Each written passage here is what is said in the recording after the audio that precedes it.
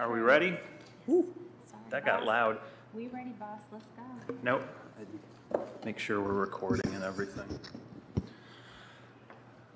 We're at 7? We're at 7:01. All right, good evening, everybody, and welcome to the, what is today, May 9th meeting of the City of Kalamazoo Zoning Board of Appeals. We are a volunteer advisory board appointed by the City Commission. Would the staff like to take the roll call? We'll start with Vanden Homburg, Here. Work, Here. Holder, Here. Harrington, Here. Hahn, Here. Sylvester. Here. Thank you. So, for each of the public hearings tonight, public comments will be accepted during the times indicated on tonight's meeting agenda. Community members may call 888-382-9556 during the public comment period, where they will enter a queue and will be prompted to offer their comments in turn. Callers will be commenting live. They are not able to leave a recorded message. Where did my agenda go? Are there any announcements or changes to the original agenda?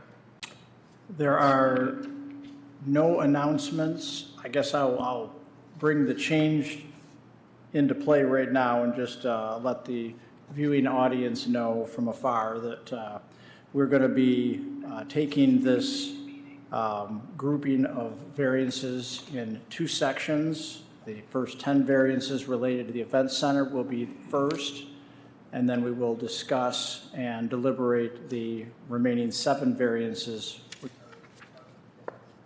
regarding the parking deck. And I'll lay that out probably a little bit more clearly or a little more in depth when we get to that point, of course. All right, first is acceptance of last month's minutes. Does anybody have any changes to the minutes? Seeing I none. move to approve the minutes. Thank you. A second? I second. Thank you. Any discussion on the minutes? Seeing none. All those in favor of approving the minutes, please signify by saying aye. Aye. Aye. Anybody opposed? None opposed. Approving the minutes. Thank you. So, we're doing things slightly different tonight because this applicant has more than the usual number of variance requests. The way this is going to work is we're going to start with initial comments by staff. There will be a brief narrative and overview by the applicant of the overall project. Normally we're holding things to a 10-minute time limit, but because of the bulk, the number of things here, we're going to vary that. I'm not sure what time limit to put on the brief narrative, but since it probably is going to give us a lot of like general information, there's no reason it needs to be more than 10 minutes, I would think. Then they can get into the specific requests of presentation number 1, which I believe is requests 1 through 10, which are related to the building siting, those variances. We'll have we can have some Q&A, staff comment, Q&A from us to the applicant. Staff will make any additional comments necessary. That's when we will open it up for the public comment, and from there we'll proceed to the finding of fact, and then the board should discuss each, I guess we don't have to discuss necessarily each of them in turn, but we should be taking a vote, I understand, on each and every single one of these one by one, just to make sure that the legal line is clear. And then we will proceed to the same thing for number 2, which is related to the parking deck variances. It kind of feels like the brief narrative is a 10-minute, the initial presentation on the first batch, 10 minutes. Do we feel like we need more than that? If it goes, I'm hesitant to just give unlimited time because then people will fill that unlimited time with unlimited words. And I'm agreeable to extending time But that's not a carte blanche to monologue till we're dead. Jesus. Thank you. Yes. And the same for number 2. So let's try to keep it to the 10 minutes, but if need be, we'll give some extra time there. That's the public hearing format for tonight, which definitely varies from the normal procedure, but is probably necessary for tonight. Do we need to start by having the reading of the applicant, the application into the record? And I believe that was a question that Ms. Harrington had. Correct. So what you do is read the application into the record and just acknowledge that first group of variances. So don't do the whole thing. I know I should have emailed you back, but this is what, I'm sorry. So do the whole thing or no? No, so just the first. The first one, and then we'll go into that. I'm sorry for this procedural mishap on my part. Yeah, so. So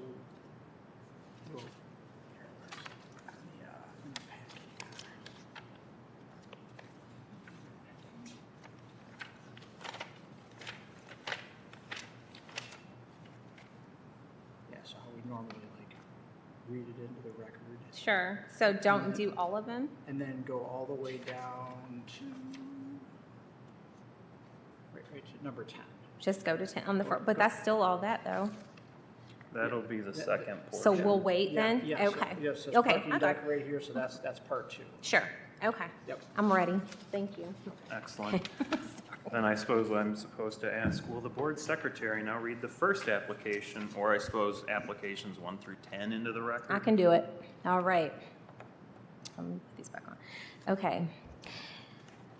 An application for a variance for provisions of the zoning ordinance have been filed with the Zoning Board of Appeals by CD Arena LLC. The applicant is requesting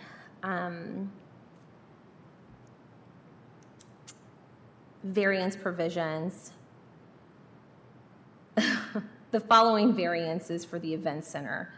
Building siding, for the building siding. Number 1, a dimensional variance from Chapter 50-5.6C 1A2 to allow front lot coverage relief of 43% from the requirement of 70% for the placement of the event center along Kalamazoo Avenue. Number 2, a dimensional variance from Chapter 50-5.6C 1A3 to allow relief from the requirement that the building occupy the corner of Kalamazoo Avenue and Park Street. Number 3, a dimensional variance from Chapter 50-5.6C 1A4 to allow a build-to-zone of 4 feet 8 inches to 36 feet 4 inches, where a build-to-zone of 0 to 10 feet is required along Kalamazoo Avenue. Height. Number 4, a dimensional variance from Chapter 50-5.6C 217 to allow upper floors of the building to be 16 feet in height, where 14 feet is the maximum height for upper floors. Street-facing facades. Number 5, a dimensional variance from Chapter 50-5.6C 4A20 to allow the ground floor transparency levels of 66% for Kalamazoo Avenue, 57% for Westnedge Avenue, and 47% for Park Street, where 70% transparency is required. Number 6, a dimensional variance from Chapter 50-5.6C 4A21 to allow 0% upper floor transparency along Westnedge Avenue, where 20% transparency is required. Number 7, a dimensional variance from Chapter 50-5.6C 4A22 to allow blank wall areas exceeding the 30% requirement on both Westnedge Avenue and Park Street. Number 8, a dimensional variance from Chapter 50-5.6C 4B25 to allow only 14 entrances where the requirement is 1 per 60 feet, totaling 22 entrances. Parking and loading regulations. Number 9, a dimensional variance from Chapter 50-7.3-1 to allow 60 by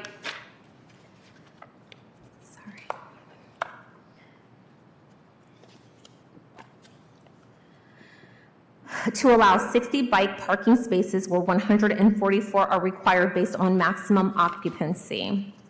Number 10, a dimensional variance from Chapter 50-7.5A 1B to allow a driveway for the loading area on Westnedge Avenue to be 91 feet where 24 feet is the maximum driveway width. Oh, Excellent, thank you. you're welcome. Y'all want me to read that last part? Which last part? Please note that this Oh, go. request is not... Joe. No, go ahead. Please note that this request will not change the zoning classification of the properties.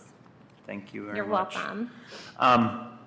So now we would invite the applicant up to give us a brief overview. You can just kind of generally give us the brief overview of the overall project, and then you can roll into the presentation on the first 10. I'm going to say just put 20 minutes on the clock and try to squeeze it in that time, and if we Yeah. need to go longer, we will. And before the applicant gets started, staff just wants to mention, so, you know, for the board members that have been on the Zoning Board of Appeals for some time, you've noticed as we've adopted these new elements in our ordinance, the commercial zone districts specifically, most of them now have shifted from a traditional Euclidean zoning where the focus is more on, you know, the use of the land and then the development regulations surrounding that to this form-based development standard framework that focuses, you know, it still focuses on, you know, we still have permitted uses by zone district, but there is a much greater focus on the relation of the building to the public space, to the right-of-way. And so with that, with this form-based code, the building facade facing the public street is very significant, and therefore there is a lot of development standards that apply to that. So where in other, you know, past situations, we've had big projects that might have 3 variances, you know, we have a substantially large number before us tonight, but many of them they impact one another. When you shift a building back with a form-based code, and you're outside the build-to zone, so to speak, that's also going to impact the requirement that a certain percentage of the building is up against the front property line. If there's a street corner and it's supposed to occupy that street corner, it's going to impact that if you shift the building back. So I'm saying that just to make it more clear, you know, why there's such a large number of, and we did break it down by building siting and height and street-facing facades. So we tried to group them together to make that point more clear. But with this development having 4 street frontages and the form-based code putting such an emphasis on the front face of buildings, there's really hard to get around it with the type of facility that is being proposed for this site. So that's all I have to add. I will turn it over to Steve. Thank you. Make sure we got him on the microphone. Do I turn it on or do you turn it on? Sounds like it's on. Somebody's done it. Well, good evening. My name is Steve Loney. I'm the project manager for Tower Pinkster. We're the architect and engineer of record for the project. I'm going to do the brief overview and introduction of the project, and with me today are Jeff Brazell, our project architect, and Laura Klosterman, our landscape architect, and they'll be going through the details of the application with you. She's going to ask you to repeat the names. Okay. I need you to slow down for just a second. Sure. And could you spell your last name for My me, name's please? Steve Loney, Loney.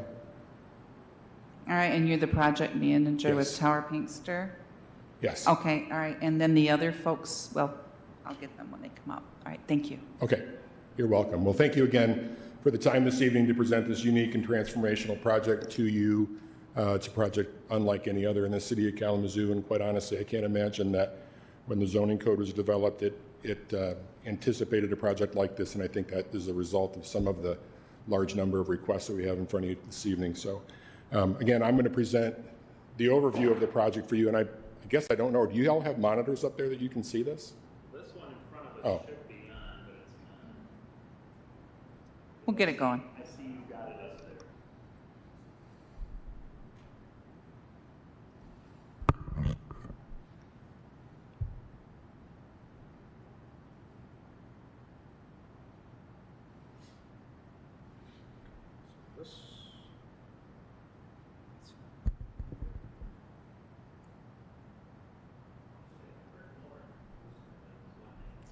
Laura Klosterman, yep. Jeff Burzell, Birzele. Kloosterman. Right? I studied that. Yeah, I studied that. I didn't practice any of the rest of this, but I studied their names. She told us we had to be nice to her, so we're going to be very nice to her.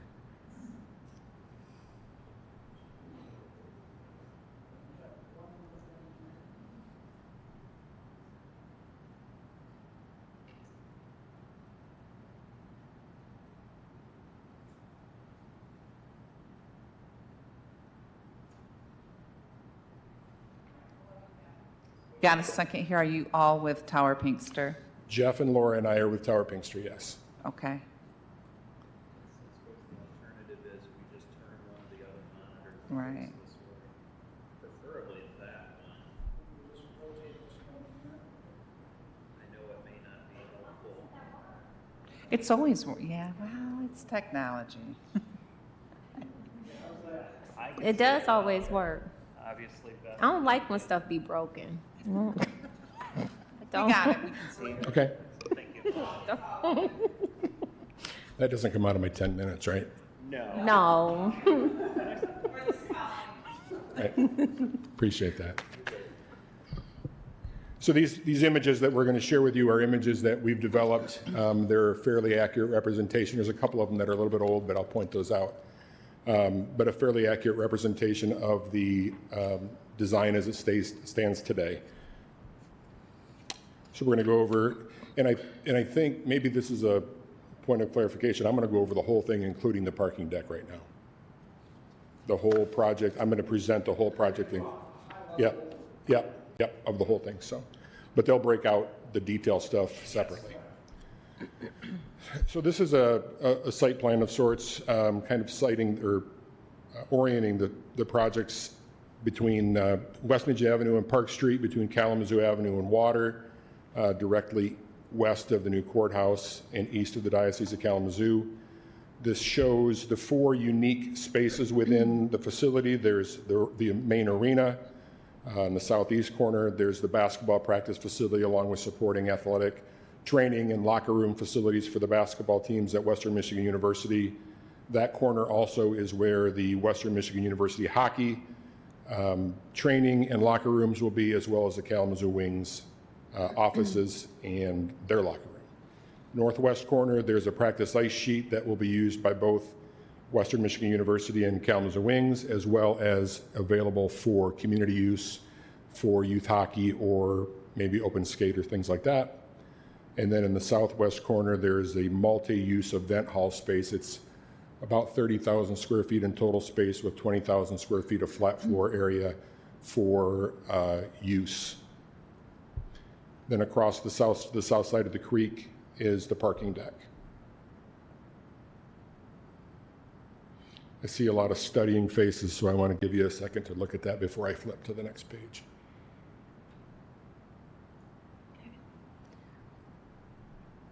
Okay. This is the same image without the units identified. This is an image, if you can imagine, looking west from high above the Cancer Center. The creek is down the middle between the parking deck on the left and the event center on the right. We're proposing an open plaza space to the east of the parking deck and the south of the event center, and then an 1,100 car parking deck with some commercial space, 3 floors of commercial space on the east end of that for development by others. Same area, just a little bit different vantage points. You're kind of looking southwest in this image. These 2 images are a little bit dated in terms of the architecture of the parking deck, and you'll see those in more detail in future slides here. This image is the south side of the event center, so it's not a street-facing, technically, it's not a street-facing facade, but this is the south side entrance that would be directly north of that plaza space and would more or less face downtown Kalamazoo. This is the view along Park Street, and what you're looking at, the taller volume, is the arena. You notice in this elevation too, we've tried to provide architecture along the pedestrian way that brings the scale of the building down. So there's a datum line that kind of horizontally runs around the building to kind of cap that, and then we've provided some storefront entries and vision into the facility, so there's a little bit more pedestrian feel to that. This view is looking from Kalamazoo Avenue, looking south, Kalamazoo Avenue and Park Street, looking southwest. This tall volume is the basketball performance center, so the tallest part of the volume is there's 2 basketball courts in there. To the west end of that is where the Western Michigan University offices will be, the coaches' offices, and some training and dining facilities. Below that are locker rooms for the K-Wings and the Bronco hockey team. Again, trying to bring a pedestrian feel to that, so there's a kind of a horizontal datum line there with some smaller, shorter scale elements underneath that. As we continue to move down Kalamazoo Avenue, this is in the center. You're going to see an image that shows this whole elevation in a second, but this is about in the middle of the elevation along Kalamazoo Avenue, and it shows the north side entrance. So this would be the entrance that faced the north side community and would welcome them into the facility. This is where maybe the youth hockey programs would be entering the facility, or visiting hockey teams or basketball teams, or if the community was to enter the facility to come do an open skate, they'd probably come through this entrance. This view is looking southeast. This volume is the practice ice. So this is a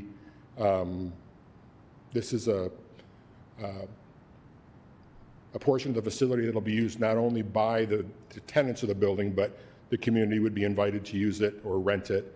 Youth hockey, again, would be able to participate in that space. Again, you'll see a differentiation of materials, trying to bring a horizontal datum and bring that datum line and bring that scale down a little bit to a more pedestrian scale. You can see there's a couple of people trying to circle them right there, drawn in for scale. So it's a tall volume. This is that elevation that I mentioned a moment ago. So this is the entire north elevation as you would look if the Park Trade Building wasn't there. You would see it in this respect. And Steve, I don't know if I missed it or not, but in the upper right-hand corner, that outline is the overall building, and the triangle is showing you where the vantage point is from? Yes, thank you, Pete. I apologize for not mentioning that. So that gives you some perspective of where you're viewing the plan from, up here in the upper right corner. So that image is on each slide. The triangle will move, giving you direction. Now we're along Westnedge. This is a view looking kind of northeast. Again, the practice ice on the left. The center portion of this is the loading area, so we've tried to make that as attractive as possible. I mean, at the end of the day, it's loading dock. There's trash, there's recycle, there's a loading entrance there, but really attractive fold-up doors for access to that space. We're a little bit further down Westnedge now, still looking northeast. This is the multi-use space, and the glassy look of that is actually a terracotta product.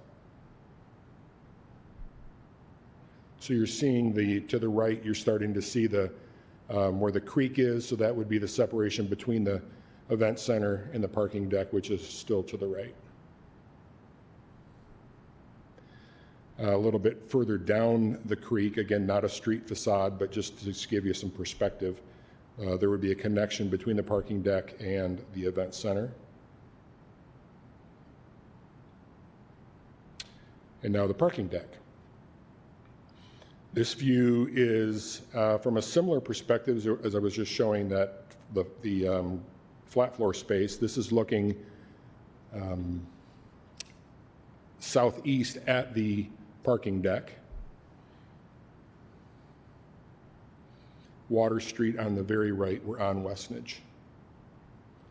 This is the northeast facing view, so along to the right side is along Water Street, and along the left side is Westnedge. There's 3 stairs in the facility, one in the northeast and one in the southwest that you're seeing here. All glass, good visibility for security purposes. And then there's also a stair in the center on the north side of this parking deck. A more current view, not of the development of the plaza area, but a more current view of the parking deck itself in the 3-story, we call it the white box space. It's a future commercial development space on the east end of the parking deck. So that's Park Street up the right-hand side of the image and water on the left.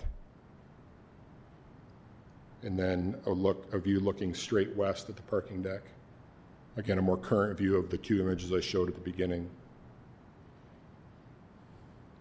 And then this is, again, the overall view along Water Street. You wouldn't see this perspective, really, you don't get this far away unobstructed, but this is the south elevation of that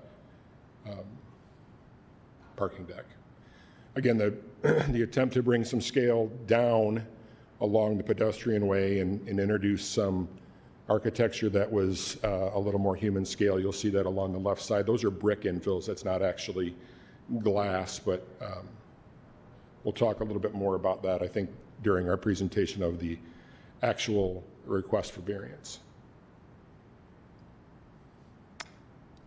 And that's all I have on the overall project overview. Excellent. No, we can. Which ones do you want him to show you again? The first couple of pictures that you showed, if you don't mind. Can you please show us the first 2 pictures that in your presentation? These? No, when it was like showing the aerial view in proximity to the Cancer Center, Parks Trade. Those ones, okay. Yeah. And then So what's current, go ahead, Beth, I'm sorry, honey, go ahead. the parking structure, it's 10 stories, correct? I think it's 8, Jeff? It's 8. 8, okay. What's currently right there? In the north, where it says basketball courts, there is a flat parking lot that's owned or was owned by the county. And the rest of those sites are either dirt or some remnant of paving. Cooley and Eleanor streets are still intact there, but they've been vacated and I think are under the ownership of this developer. Remember where that, the way I'm viewing it is where that gymnastics gym was? That Yes. that's there, correct? No, the I think it's been gymnastics thing would be. It's down here. As we're looking at it, is to the right of the parking To the- deck. Yeah, it's right down here, I think, and I think it's been taken down. It's It gone. has been gone, yeah, it's gone, but Yeah. Like, that's It's like over- gymnastics thing, over empty there space. on the that other on the feels left like side of they dumped Westnedge? Snow or whatever Yeah. over here all winter. I mean, yes. The funeral home was up at the corner. yes, Yeah. okay. and You're in the that's- right, you're doing it I'm right. right, and then that's Parks Trade up there, Yeah, No. Park Trade is on the. over there. Right here, across from the courthouse. Yeah. The new behavioral health building Yep, is yep, I know directly where you across are the now. street. Thank you. And then with regard to the future commercial space in the deck, could you tell me a little bit more about that? Like how many, I was just trying to get a visual on that. Each floor is approximately 3,000 square feet. And so there's the potential for a tenant on each of the 3 floors. Okay.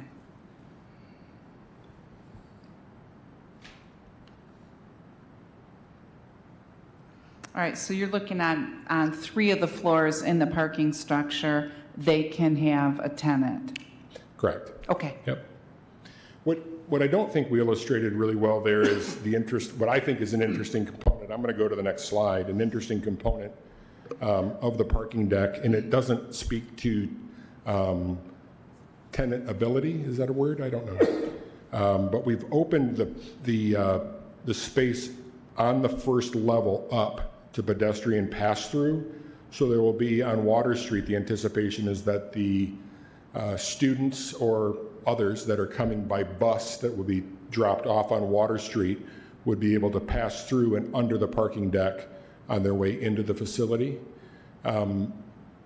If you've been to a Western hockey game and the lunatics line up around the building and outside, that's the anticipated use of that space. Excellent. It's very important to the university that we maintain that energy. As you can imagine, I think it's a differentiator. Absolutely. Thank you, Mr. Loney. I think you said Jeff Brazel was going to talk about the event center building variances, the 10 that, or perhaps it was Ms. Well, whoever. Somebody come talk about the 10 building variances that Ms. Harrington read into the record. Hi, I'm Laura Klosterman. This is Jeff Brazel. We are going to tag team this section. We do have 10 variances, so we will attempt to work quickly, but there are a number of them to work through. We put them in as logical and I think as simple an order as possible, so hopefully that can make some sense to you. And some of them do, as noted previously, tend to fall in clusters. So there are reasons these are occurring, and those tend to kind of domino into other variances. So I'm going to touch on the building siting first three. I will hand it off to Jeff for the height and street-facing facade items, and then we will both address the parking and loading regulations items. Thank you. So, the first slide I have up here is a slide just to give you a sense of we've done our homework here and where we're getting some of our choices on. This is the zoning map. The site is a site that had been 4 parcels. So as Steve kind of spoke to, there were 2 streets running through the site. Those have been vacated. The zoning on 3 of those 4 parcels is D2. The 4th parcel is D3.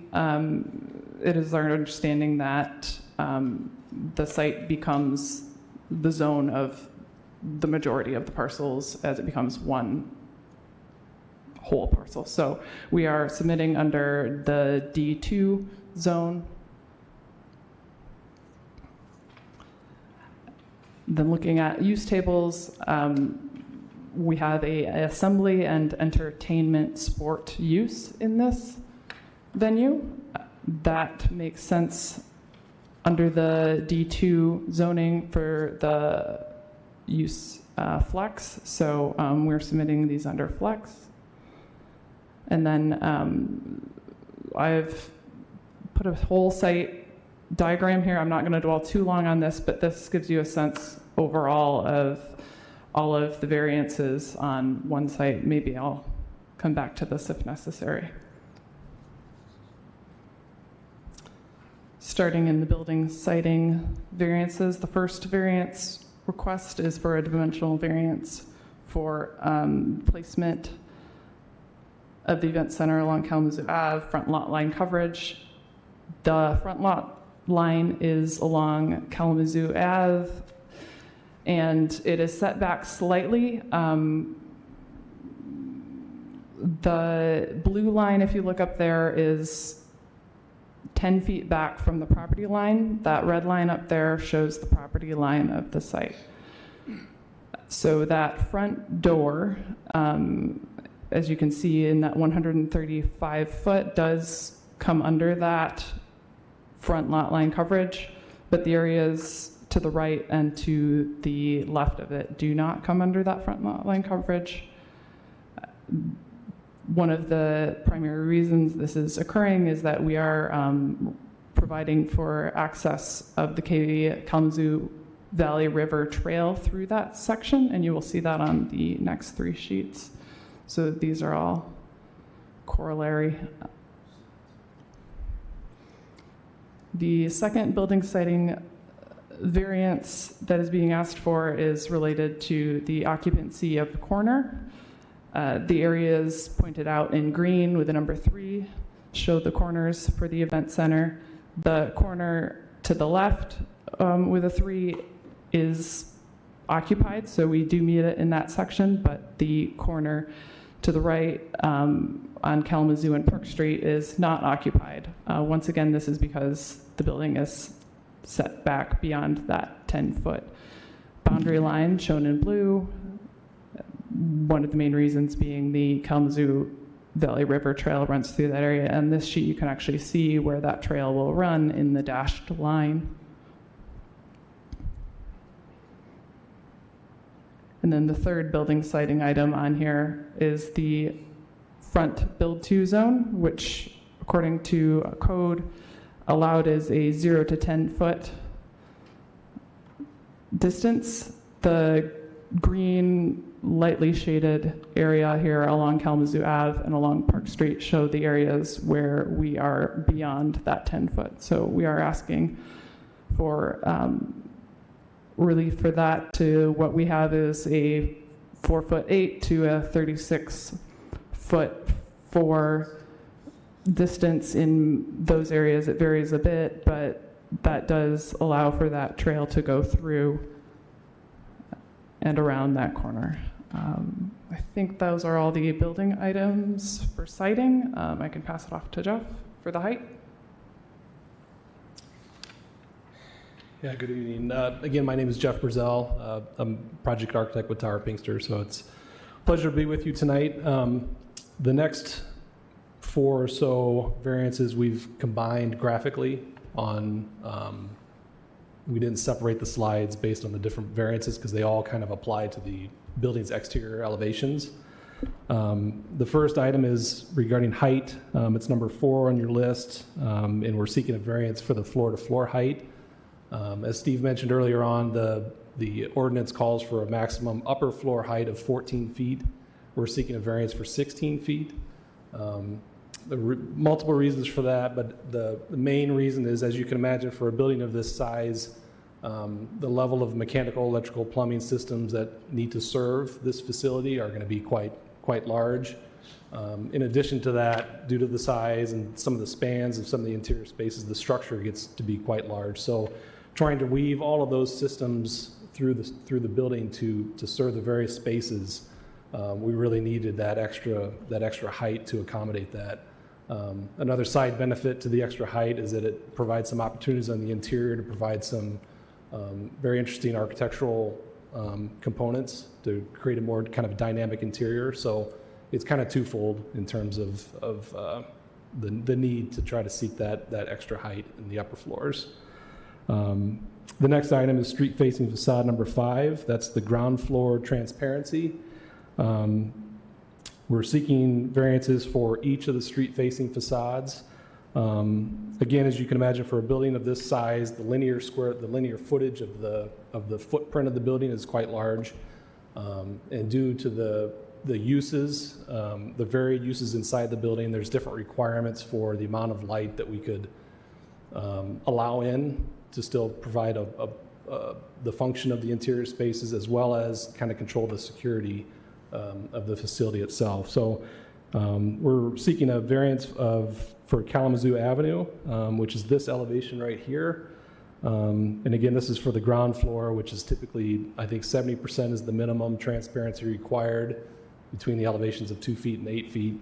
We're at 66% transparency for Kalamazoo Avenue, so we're seeking a variance for that.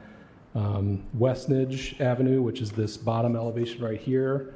Again, we tried to get as much glass and transparency as we could, but we were at 57% for Westnedge Avenue. Again, this is this lower left-hand corner is the practice ice facility, so we were able to get some glazing in there with some solar shades. So obviously, with it being ice, we wanted to try to minimize how much solar heat gain you get from the natural light. So the center portion on Westnedge, again, Westnedge is really kind of the service side of the building. So again, with the loading dock, you're kind of limited in terms of how much transparency we can get into that zone. And then the event center is this other lower right-hand section. And again, we try to get in some glazing in there. But overall, for that facade, we're at 57%. I'll flip to the next one. And then we're also seeking a variance for Park Street, where we're at 47%. Park Street is this elevation down here. And again, the areas that are not glazed are typically restrooms or support surfaces or support spaces within the building itself. So Where we could, we tried to maximize the amount of transparency, but we are seeking a variance for Park Street as well. The next item, street-facing facade number 6, that's the upper floor transparency. Can you guys hear me okay? I'll jump back. For the upper floor transparency, we're seeking a variance primarily for Westnedge Avenue, which is, again, back to this elevation here. We are at 0% transparency for the upper floors, and again, that's primarily driven by the functions of the spaces. So the practice ice is in this section, so west facade gets a lot of direct sunlight, and so we really were limited in terms of trying to control the heat gain on the ice itself. So that's why we really had to keep that solid. The center section, again, is utilitarian. That's the loading dock area. So this upper level portion is an outdoor farm for the mechanical equipment. So we're screening that. So there's a screen wall up here at the top that will conceal that equipment so you don't see it. But again, not an opportunity to provide transparency for the equipment. And then again, in the multi-use, multi-event, or the event center portion, that can be, it's a convention center type space. It can be rented out for various activities which need to be light controlled and even sound controlled. So again, we were limited in terms of trying to get glazing in that upper portion. So that's the primary driver for the Westnedge elevation variance request. The last one with respect to these slides is the street-facing facade number 7. That's blank wall limitations. Those kind of go hand in hand with what we talked about. So there again, we're looking for a variance request of Westnedge Avenue, which again is this, where we have an 82% amount of blank space. Again, that's for all the reasons that we just talked about with the transparency. And then we're looking also for a variance at Park Street, where we are at 38% blank space. I think 30% is the ordinance maximum for blank space. Primary driver for Park Street is this volume right here, which is the practice basketball courts for Western. But again, direct light doesn't always play nice with the function of the basketball practice for glare and for a variety of reasons. So that's the main driver for that variance. The next item is the street-facing facades number 8. That's the entrance location variance. We're seeking a variance for the quantity and the location of entrances. Again, this kind of goes back to the overall size of the building and the various functions that fall within. We've tried to cluster the main entrances for security reasons, but also just efficiency of access. So kind of the main entrance at the north is in this section right here. The main entrance is for the arena is in the southeast corner, and the main sort of entrance for the event center and student access to the arena is in this cluster right here. So all of these green arrows that you see, we've included the south elevation of the event center, even though that's not part of the variance, it's just more for reference. But as you can see from the type of spaces, we weren't able to get the entrances at every 60 feet, which is what the requirement is. And again, that's for security and just access reasons that we could not meet that. Okay. So, yeah. Can I have you pause right there for a minute? So in the packet, the last diagram, so if you can't clearly see where the green arrows are that identify the doors, the last diagram in the packet has that same image.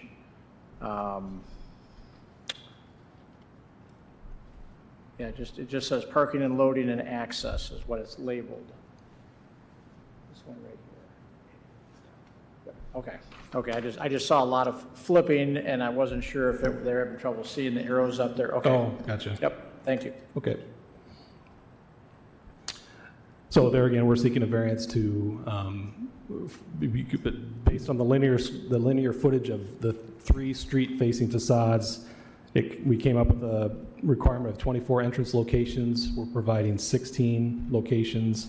Even though those locations do group a bulk of, there's multiple doors, individual leafs, but the cluster of entrances were less than what would typically be required. Next, I'll turn it over to Laura for talk about bike parking.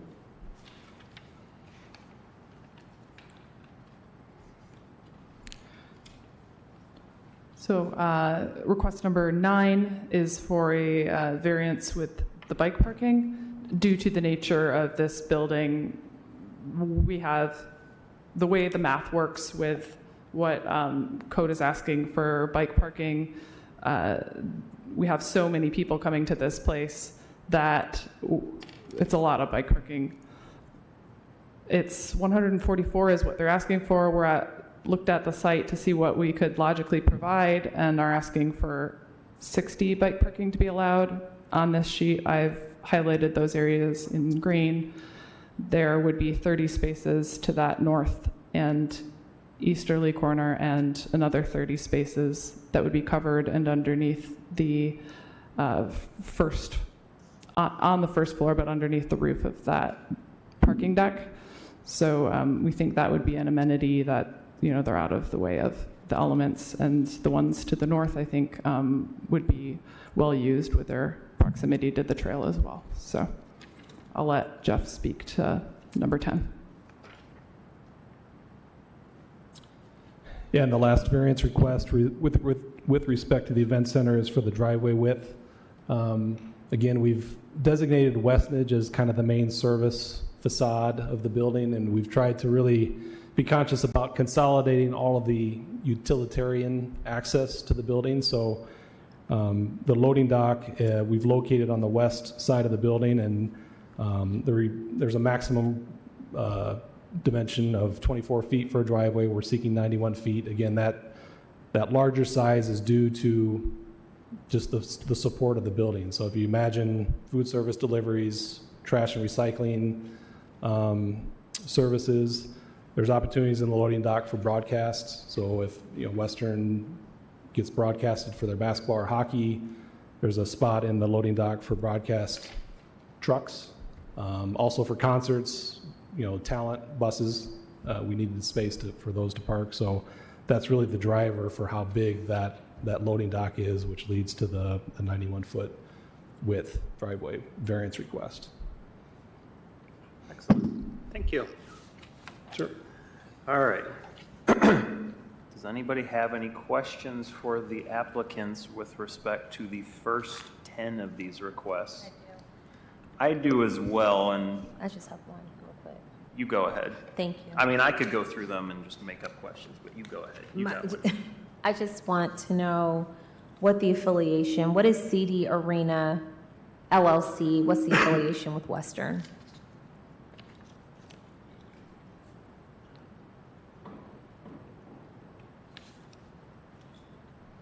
The affiliation that CD Arena has with Western is just the tenant. They're the tenant, okay. Western Michigan University will be the tenant, much like K-Wings would be a tenant in the space. And that's already been worked out. So this is like built to suit then?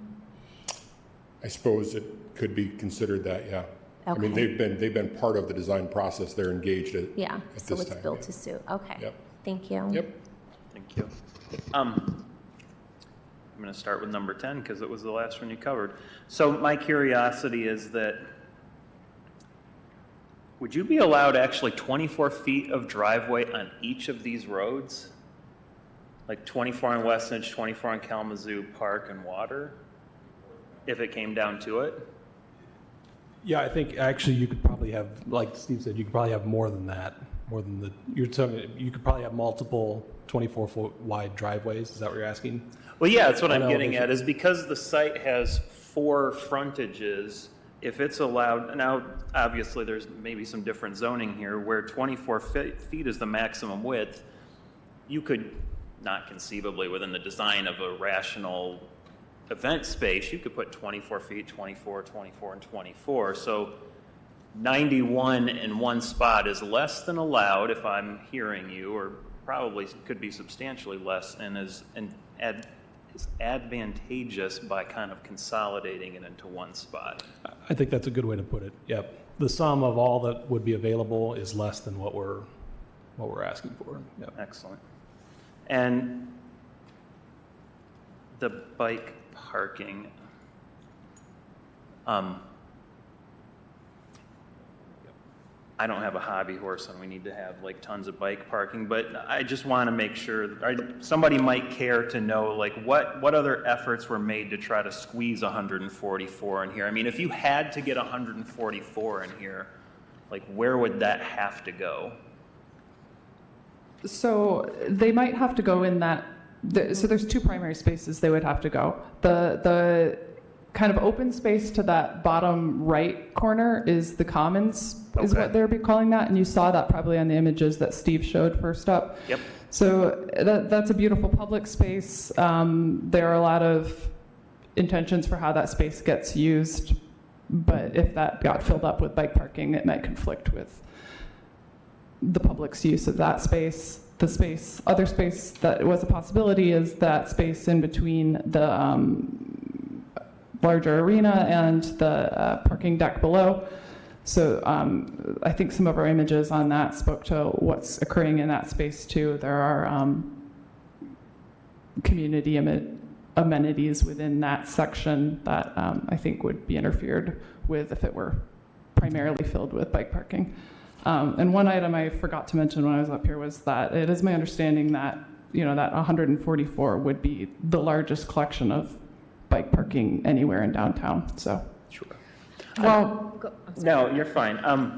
But I did want to follow up with that because why not just give up more of the garage space? That was my question.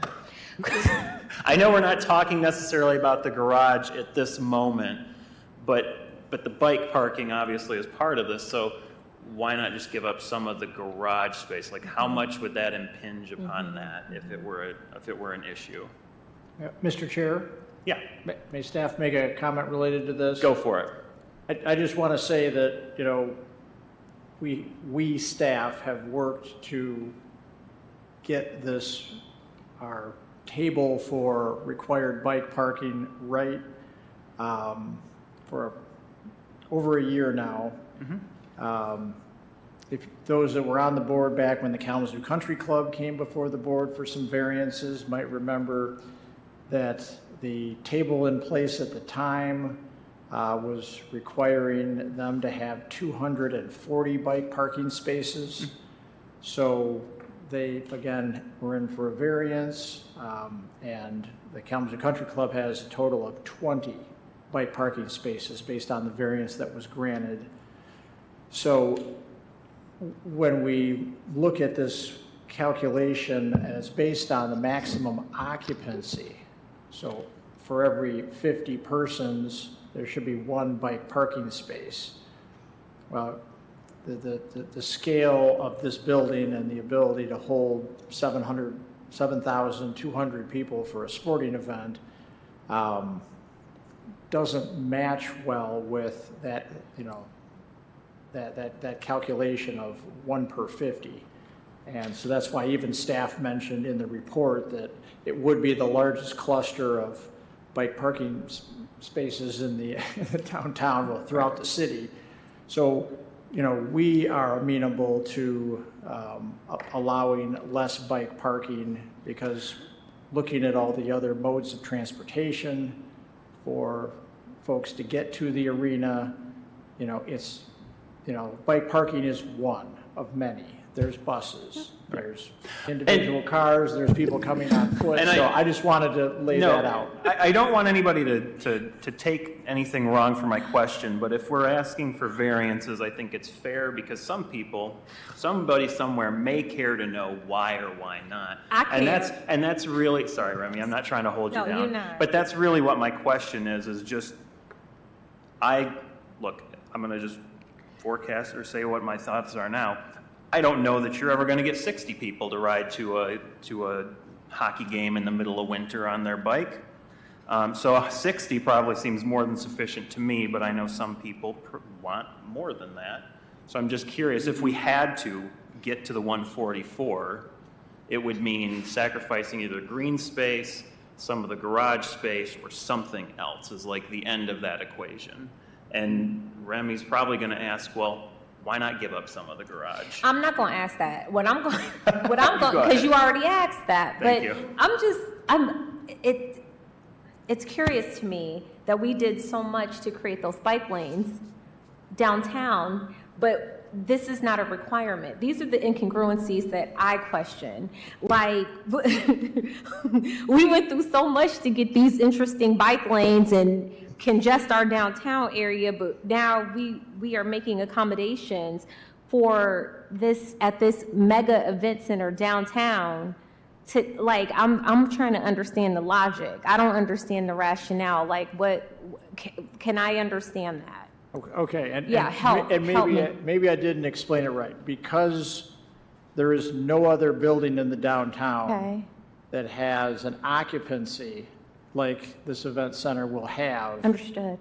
the bike parking table disproportionately impacts this development by requiring 144 bike parking spaces. How though? How does that? So staff feels that number is overinflated, that there will not be that much bike traffic on a regular basis to the event center. And there's our surrounding businesses that also have bike parking. So this is not the only bike parking in downtown. That's what I was going to say, that there is more bike parking in the surrounding area, and I chair the Stewart Neighborhood Association. Yes. So we've been working with the city on bike racks and things like that, kind of parking. We kind of border this event here, so. So I think what Pete is saying is maybe the bike requirements are made for, like, I don't know, the Comerica building, where it's just an office building with a few hundred people at most in it at any given time. I don't know what the relative square footages are versus an arena where people are shoulder to shoulder, and there may be 7,000 at a time in the same space, and that's where you're coming up with the. It doesn't make sense for this, where it would make sense for something like that, or even this building here. Yeah, yes, that could, because the bike parking is calculated based on the occupancy. It's 7,000 people in there. It's almost 10,000 people. So y'all don't think that 144 people out of 7,000 something people gonna ride their bike? And y'all done made 27 lanes so that we could have bike lanes? I'm trying. That's what y'all did that for, so the people can ride their bikes. I think the And to staff, stress that drive out. I think the staff rationale makes perfect sense. Not to me, okay. Because these people are not coming here for an 8-hour day of work in an office building. Thank you. They're coming for an event, typically an evening event, oftentimes a winter event. They're coming for that event, leaving. So I agree with the staff rationale. Okay, I don't though. I'm done talking about I don't. bikes. And I think y'all should prioritize that. You should have congruency. If you're going to prioritize creating a multimodal community and shift that, then development should reflect that. That's my thought about it. And it's not a question. I was going to talk about this during discussion, but that's my opinion about that. Did anybody have any questions about the facades? I mean, that all seemed to make sense to me just from the presentation. I want to understand the safety they- issue too. What's that? I want to understand the safety issue. Like, how are we, when we're talking about the light and the function for the street-facing facades, I get the light issue, the transparency needed for the functionality of the ice skating rink, but I want to understand what's safety. Like, what do you mean by safety? What concerns do you have? Yeah, I think that's more of, obviously due to the volume of people, we want to try to control the access points to the building. And so a lot of the entrances that we show are egress only for, in case of an emergency. So we're trying to really control the access to the building for security reasons so that they can be monitored and so that we can kind of control the the flow of traffic during a large event. Yeah, I don't think the transparency wasn't the security, it's the Issue. doors that were the security. Okay, and then, thank you for that clarification. And then one final question surrounding number 2 and 3. So those are specific to the Kalamazoo Valley Trail. What, can you tell me what that was about again? You said something about the Kalamazoo Valley Trail for the dimensional variances for 2 and 3. Yeah, so the building, I think I have it back up here on the screen. The dashed line shows where that runs. Does that show where it will run, or where it shows where it will run? It will run. Thank you. Yeah. So the endpoints connect to where it does run. And right now, though, it runs basically right through the center of your block, or the Yes. center of this square rectangle, whatever it is. Yes. I believe we're required to provide a 10-foot wide path to comply with the standards for that trail, which gets cozy. So, but for having to accommodate this, you might be able to build within the distances required. Correct. But this is sort of if you want to do this, you've got to keep this on that property somewhere. Yes. Does that answer your question, Remy? Yeah, I wish I would have wrote more what I meant. So that's like to increase walkability, like you did it to facilitate walkability? It's not for walkability. We're required to provide a connection for that existing trail. You're The required to trail provide currently a runs through the connection. site, so it has to connect somewhere. And that's what that was for? Yes. So you could accommodate that requirement? Yes. Okay, thank you. I didn't have anything to ask about the height or the other setbacks or anything. Anybody have anything else to ask on any of that? No? Excellent, thank you. You guys can sit for a minute. Pete, did you want to add any additional comments to this? I'm going to ask Pete a question. And you will.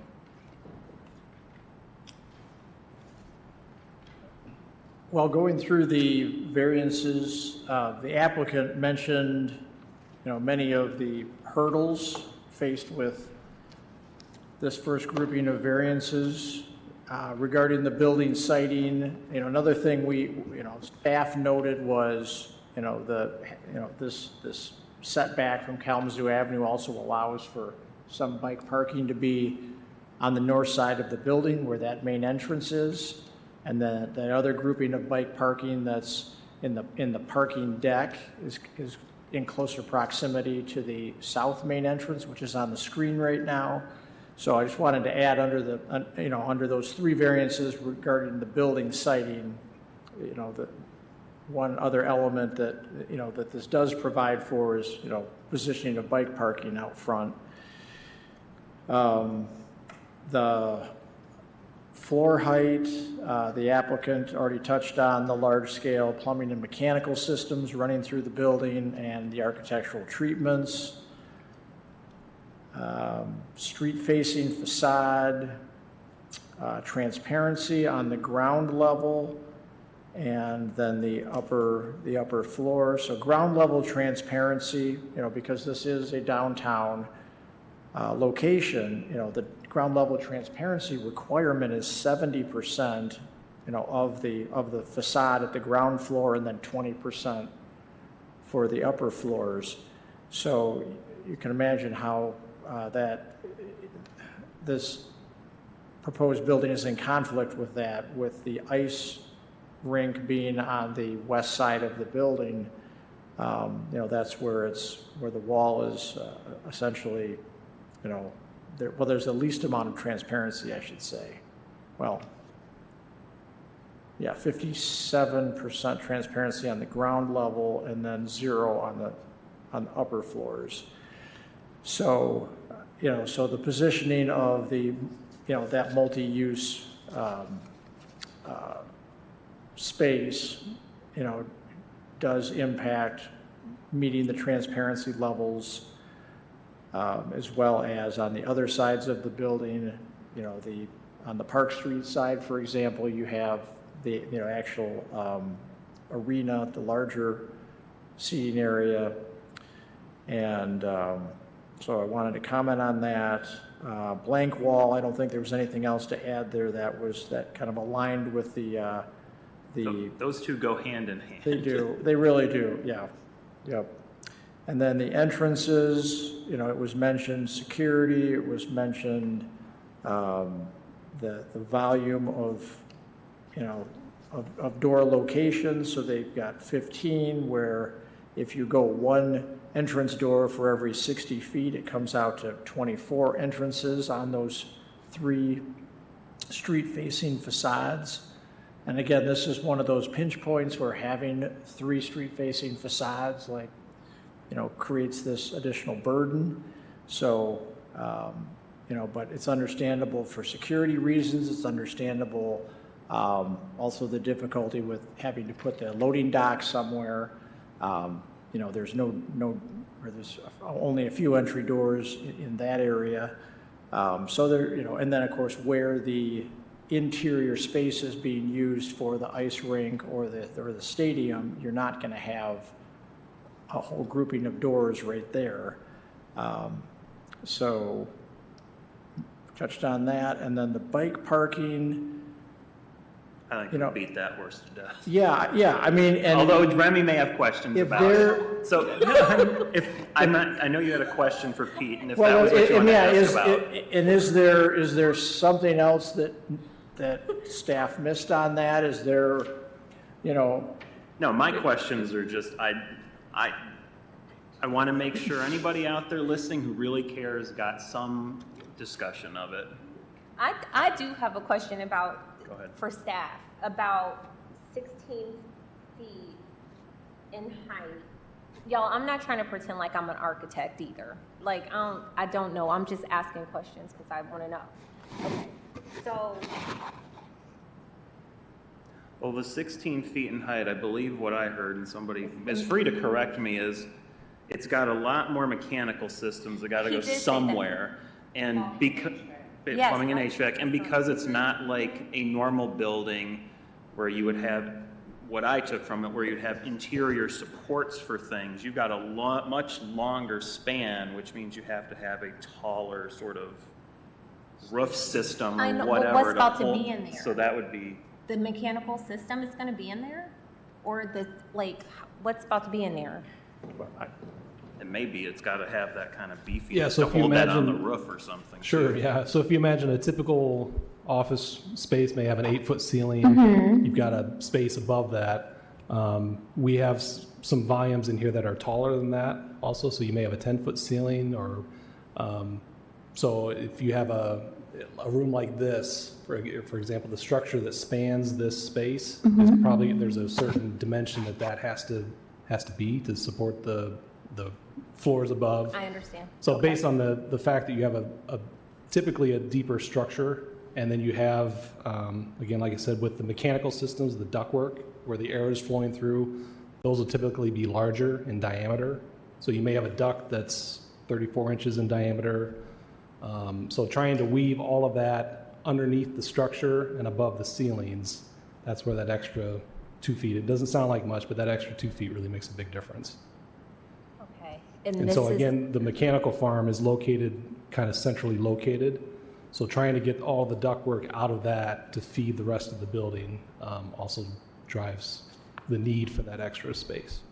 So as it relates to the ordinance that requires a variance, if we are going to be using form-based standards, then why has the precedent been set at this? Like to make developers come in or developers come in to have to shift them? Like, I feel like. Oh, why was it set at 14 feet Yes. instead of 16 feet? Yeah, Okay. that's what I'm asking. Like, where does that come from is what I want to understand. I think it comes from, you have that range of, 8 to 10 feet for your typical ceiling height, and then your drop ceiling and your ductwork above, so that. That's like so that, typical. yeah, so that Okay. shut off. The 14-foot height has worked for a lot of new developments. We haven't really run into this before, and I think the answer is the sizing of the ductwork that was just pointed out. Okay. That it's, you know, it might be 4 times larger or more than what you typically would have in a smaller commercial building. Understand. Thank you. Excellent, thank you. Do we count the entrance off the bridge from the parking garage in their doorways? Or does that not count because it's on an upper level? So good question on that. So I know it's not going to get them to the number, but well, the ordinance is, the form-based standards are silent on the interior sides of the building, since the focus is on the street-facing facades. So those doors are not factored into this variance request. Those are all, you know, that was more curiosity than anything. But you're right, that, you know, when you look at it and say, oh, well, if you were to think that was a shortfall to only have 15 entry locations, you know, there's a whole lot more on the south side that face where the creek comes through. Thank you. Anybody have any other questions for Mr. Eldridge? No. All right, where's my agenda for tonight? I suppose we should open it up for the public hearing portion then. Anybody, let me get my regular script out for this, right? Where'd it go? All right, so at this point, the public is invited to comment. At the podium, you are to sign in, clearly state your name and address, and present your comments within the 3-minute time limit. I would say please keep your remarks brief. 3 minutes is not a lot of time. Those in favor would be invited to speak first, those opposed second, and then we will turn to call-in comments. And then from there, the board will move on to more about this. Anybody in the audience wishing to come up and speak in favor of some or all of these variances? I see none. Anybody wish to come up and speak against any or all of them? Again, I am seeing none. Do we have any call-ins? And I'm checking right now. The line is open, and there is no callers waiting. So we have no call-in comments for this group of variances. Thank you. So here we will move on to the finding of fact portion. And I didn't lay this out at the beginning because we're doing this in a unique way for this particular set of requests. So we'll close the public hearing, and then the board will be conducting what is called a finding of fact. This is where the board states what they feel are the facts of the request. The board must approve the finding of fact. Therefore, the first vote you hear is not a ruling on the request, but on accepting the finding of fact. Following this, the board discusses the request, and we'll move on to a vote. That second vote is the important part. And ahead of this, because there are so many requests tonight, my thought, or Pete's thought, our thought, was have a blanket finding of fact that would cover the first 10, but we need to vote on them all individually to make sure our votes are recorded on each of them individually. So, does anybody want to make a motion on the finding of fact? I think that's Beth.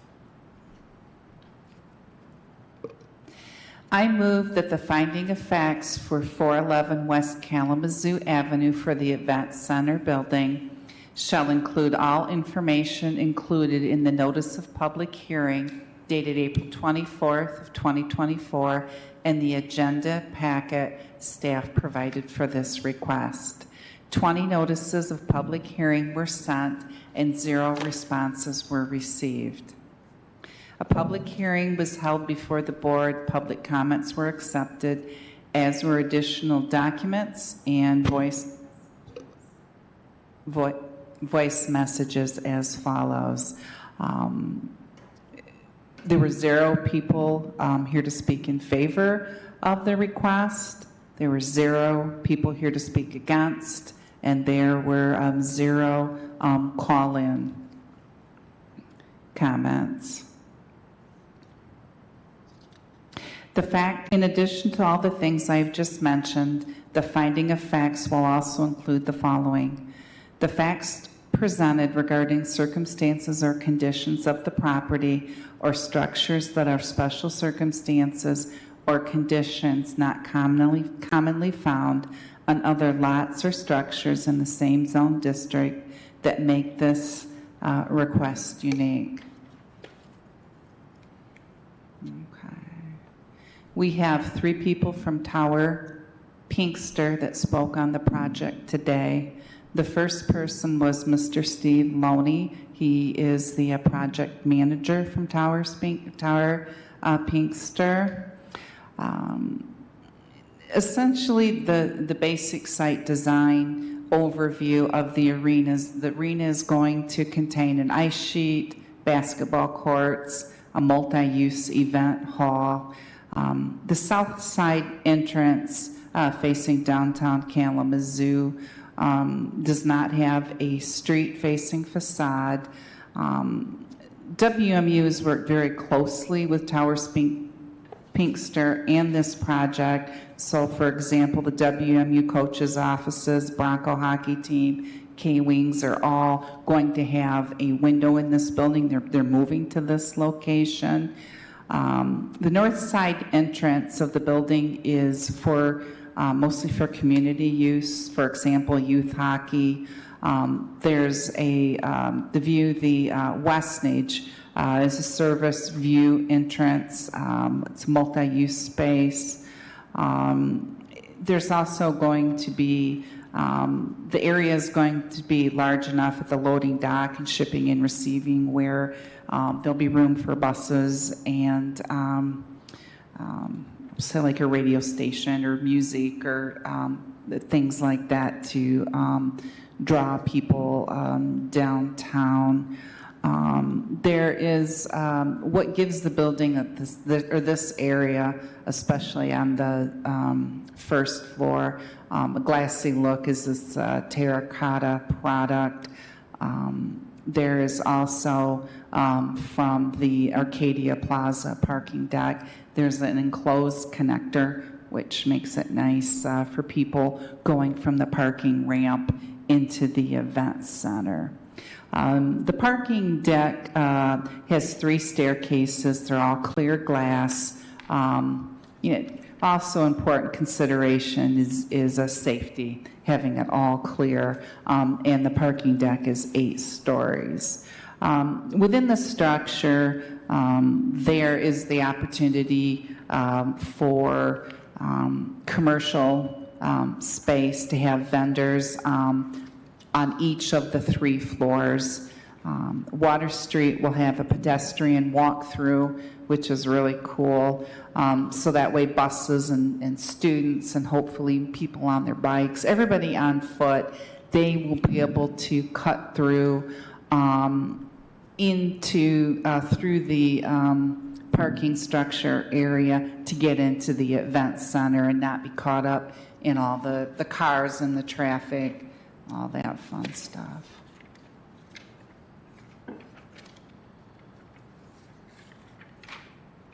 All right, so that's what I have so far for Mr. Looney on a general overview of the project. And then we have Ms. Laura Klosterman and Mr. Jeff Breisel from Tower Pinkster as the project architects. They have broken up the 10 dimensional variance requests. So I'm going to speak a little bit as to what they had to say on that.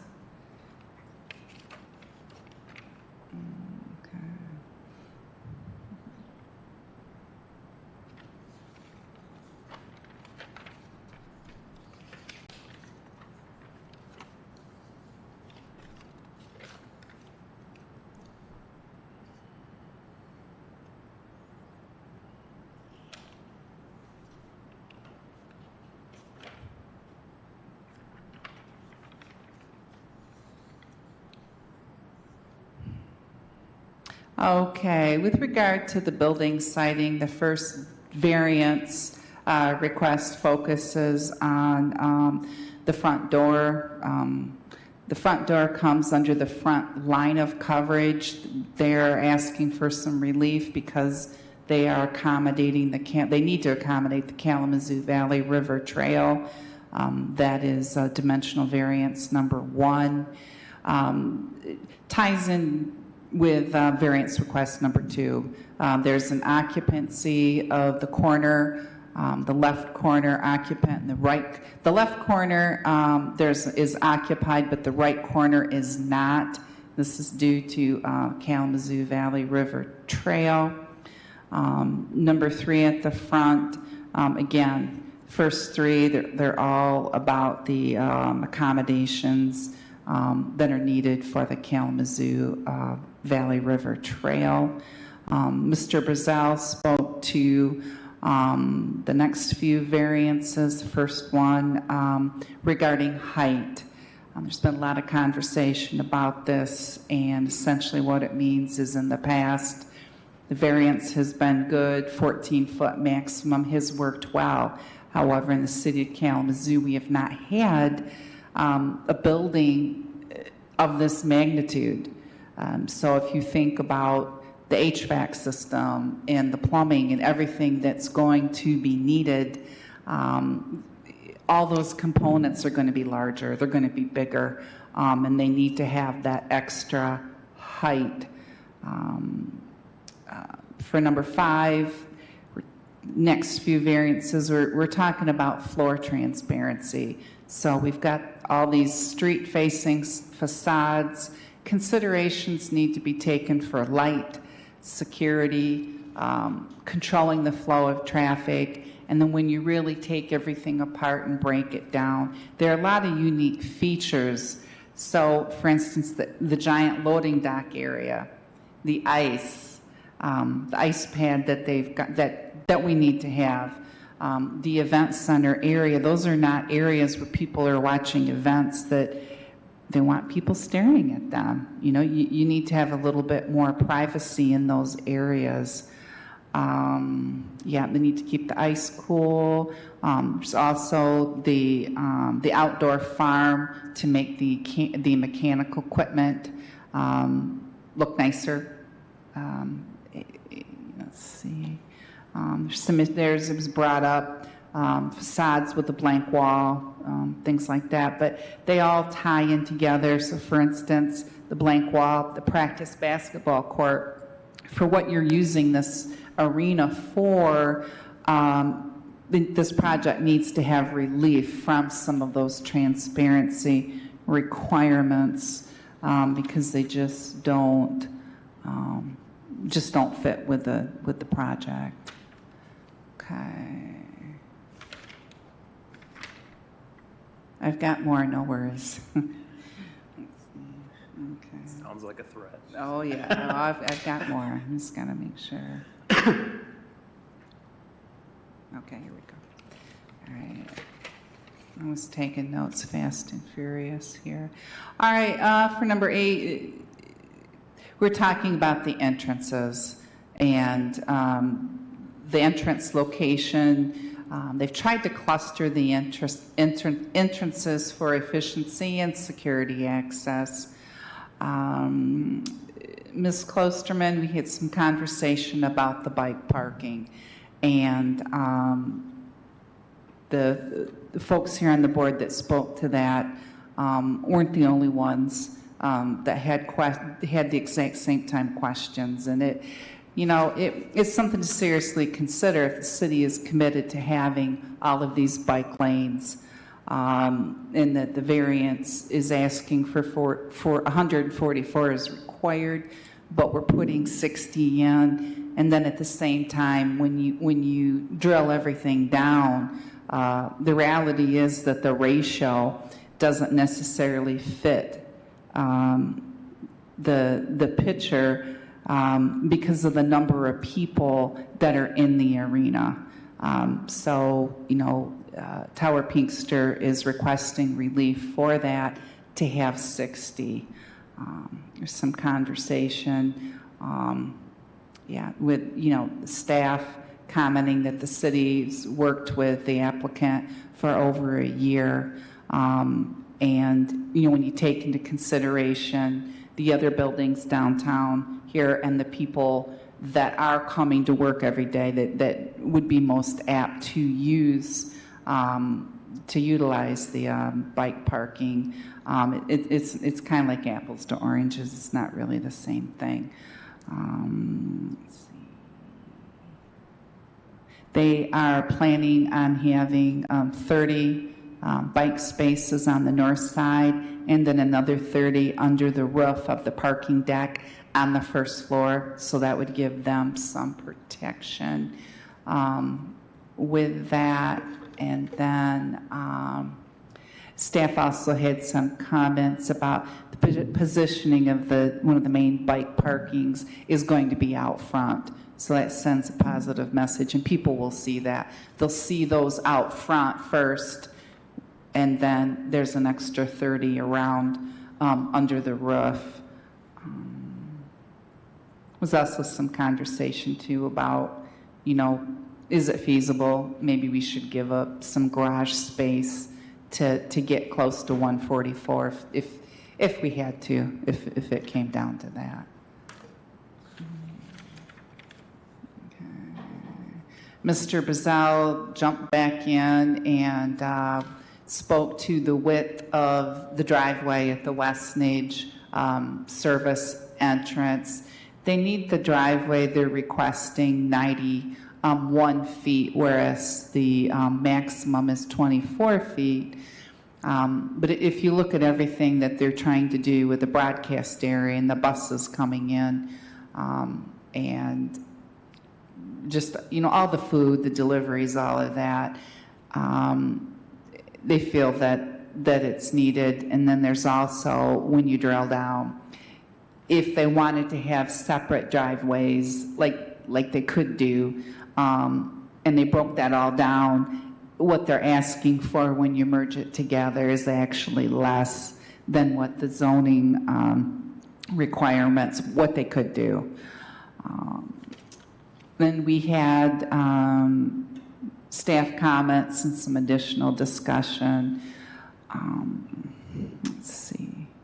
Some of this I've already jumped in and folded it into the variances as I was going through. I may have got them all. There's some discussion here about the entrances, the volumes. The volume. There's 15 door locations. There are more on the south side facing the creek, 3 street facing facades. It's created some challenges, including the loading dock needs for having those entrants. And so when you factor in security, the flow, transparency, the way the building is situated on the lot and the Kalamazoo Valley River Trail, that's what we've got, and I'm done. That was impressive, Beth. I was gonna say, nicely done. Anybody second this? Thank you. Somebody please second it. There you go. Me too. Thank you. Any discussion on the finding of fact that Beth read out? Classy lady. So can we take a vote on that? Do we need to do a roll call vote on the finding of fact? Voice vote. All those in favor, then all those in favor of adopting the specific finding of fact, please signify by saying aye. Aye. Aye. Those opposed, please signify by saying aye. Nobody opposed. All right. So we need to probably have at least a tiny bit of discussion, maybe more, on the individual requests. And then I think once we do the discussion, I'm just going to make the motion one by one through these, and somebody can second them, and then we can take the vote on them individually. I can speak on all. Sorry, Charlie, you're going to say something different. I was going to say something. You as chair cannot make the motion. Okay. You can request. Okay. Or say you will entertain a motion. Thank you. Then somebody else will make the request. But so any discussion on any specific one, any of them all together, or anything you want to say about any of them? I will say something on all of them if nobody else wants I to. have some stuff I want to discuss, if that's okay. Go for it. Mr. Chair, what you can do is, we can have somebody make the motion, second it, get it on the table, then have the discussion and vote for each one. I think we can do this generally unless we really want to break these all down individually I kind and discuss them all step by step. I don't have a preference. I don't care. I like breaking it down and doing it step by step. We'll do it that way then. Okay. At least, you know, the first 3, and then we can go Yeah, into the that's a good height, idea, Gary. 4, and then street facade, or street-facing facade, 5, 6, 7, So and 8. can we do it like a motion to adopt or approve 1, 2, and 3 and read them and then discuss them and then vote on them, 1, 2, and 3? You're the one that's going to have to defend us in court if it comes down to it. Well, I suppose the short answer is, can you? You could. I think. You'd it's rather better we if you didn't, though. Deal with each one individually. Fair enough, fair enough. So please, somebody make a motion on the first one. Since I can't. What's going to happen? Somebody's going to make a motion to approve, somebody will second, we will discuss, then we will vote, then we'll do the second Individually. one, yes. Okay. So we're going to, yeah. I'll make a motion to approve the variance, ZBA number 240509 at address 411 West Kalamazoo Avenue. And we'll start with number 1. Any second of that Support. one? Thank you. Now we can have discussion on it. Anybody have any hot discussion they need to add on? I just have a general Number 1. point for all 10. Go for it. Just in general, I still need some more professional development on understanding form-based standards. But saying that, We probably all do, honestly. right? At this point, my position is that there's some, like, just the incongruency of the ordinances, like with the municipal plan, coupled with how when developers have to come in and request these variances, it just feels like somehow there's a performative aspect to and an element of selective enforcement to what we require of major developers, like you mentioned the country club and this particular development. And I don't have a fully formed question and or statement yet about it, but it just feels like I really question that. So we've done so much to affect the quality of life of people in our community with these shifts with the bike lanes. And then when these major developers come in, like the city, it appears like in their report and on constituent boards like this, say, oh, well, we've worked with them for 1.5 years to justify reducing what this requirement is. It's just an incongruency with that I don't like that. I love this event center idea. I think it's going to be dope. Like, I live close to downtown. I live downtown. I'm for it. I'm 100% with this.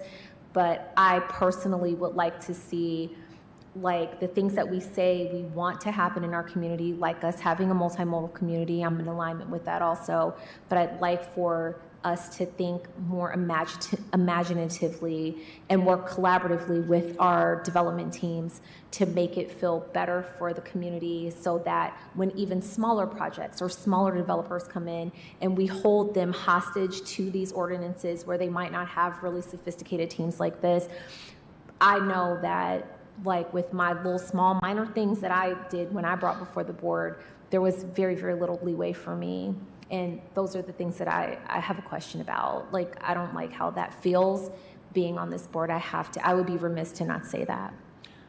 No, and I don't need Pete to respond to that, but I appreciate what you're getting at, which is why are we asked to give these massive projects a break versus, I don't know, little mom and pop store Yeah. around the corner. Like we're holding them to different standards, and I get where you're coming from on that.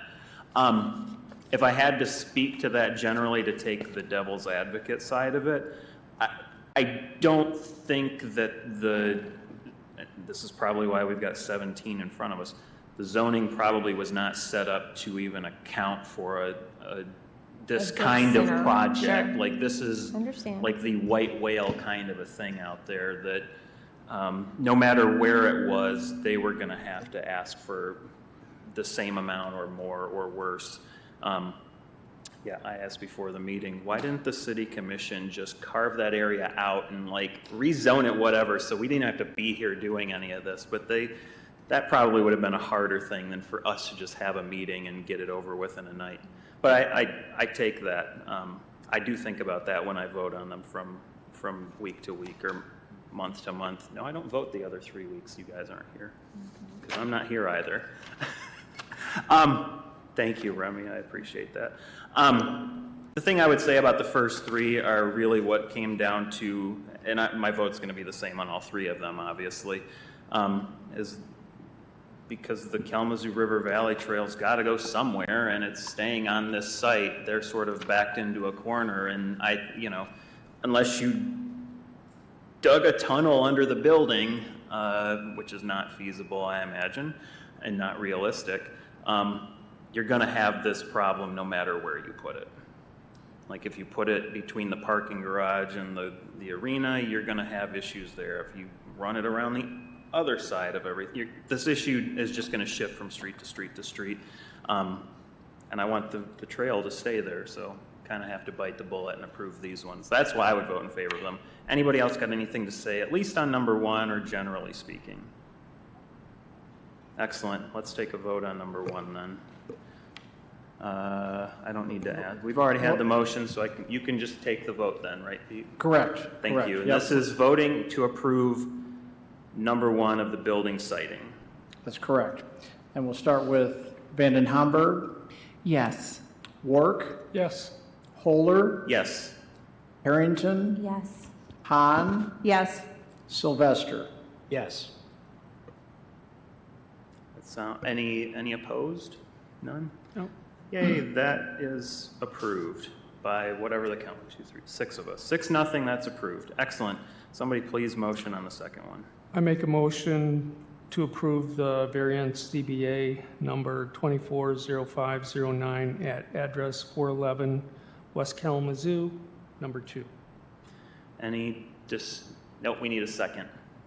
I second. Any discussion on point 2? No. Please take the vote then. For variance number 2, Vanden Hamburg, Yes. Work, Yes. Holder, Yes. Hahn, Yes. Harrington, Yes. Sylvester. Yes. Thank you. 6-0, that one passes and is approved. Thank you. Please make a motion on 3. Somebody. I make a motion to approve a dimensional variance from Chapter 50, 5.cc to allow a build to zone of 4 foot 8 inches to 36.4 inches when a build zone of 0 to 10 feet is required along Kalamazoo Avenue. Anybody? second. Thank you. And Sorry. she might have misread the particular chapter in there. But the one in the agenda is the one she's referring to. Okay, and I'm sorry, who had the second? I did. Thank you, Ms. Hahn. Any discussion on number 3? As far as changing the chapter, you can do that. She has to approve in the second. Has to approve as well. Thank you. Okay. So the chapter was 50-5.6C 1A4, and I think you put too many C's in there. Okay. Somehow. That's fine. Do you approve that change? I approve the change. The second, do you? I approve. Thank you. We good? Good. Now take the vote. please. Vanden Hamburg, Yes. Work, Yes. Fuller, Yes. Harrington, Yes. Hahn, Yes. Sylvester. Yes. Thank you. That one is also approved 6-0. Let's move on to 4. Please, somebody make a motion for 4. Dimensional variance from Chapter 50-5.6C217 to allow upper floors of the building to be 16 feet in height, where 14 feet is the maximum height for upper floors. Does somebody second the motion to approve this variance? I second. Any discussion? I'll say something if nobody else wants to. The size of the building requires that it needs different ceiling heights, or not different ceiling heights, but different structural issues for the roof, given the spans involved and the amount of air and other things that have to move. So it's just good sense to approve the variance in the height. And it's really not going to be, it's not really going to be that big of a change to the building in any sort of aesthetic or, other way. So I'm gonna approve. I'm gonna vote and approve. Vote in favor of approving it. My words are good tonight. Anybody else want to discuss on it? How tall is the building gonna be now? Did I see that in our packet? I mean, if Steve wants to just shout out the number, I or thought it was David 10, or and Jeff. then I asked the parking structures Do you 8. just have an overall height in feet? The overall height of the event center was around 88 feet, 88'3" to the highest point. It's literally going to be the difference between like 86 feet and 88 feet. Because it's the 2-foot variance, or is that, whatever. That's the total building height. Yeah. Yep. Thank you. Thank you. Good question. Somebody made a motion on that. Somebody seconded it. I said something. Any other discussion on it? Pete, you want to take the vote? This is a vote for request number 4. Vanden Hamburg, Yes. Work, Yes. Fuller, Yes. Harrington, Yes. Hahn, Yes. Sylvester. Yes. Thank you. That carries 6-0 as well and is approved. Somebody, All right. please Street- take 5. Street-facing facades. I make a motion to approve a dimensional variance from Chapter 50, 5.6C, 4A, 20 to allow ground floor transparency levels of 66% for Kalamazoo Avenue, 57% for West Neach Avenue, and 47% for Park Street, where 70% transparency is required. I second it. Thank you. Does anybody want any discussion on 5? No.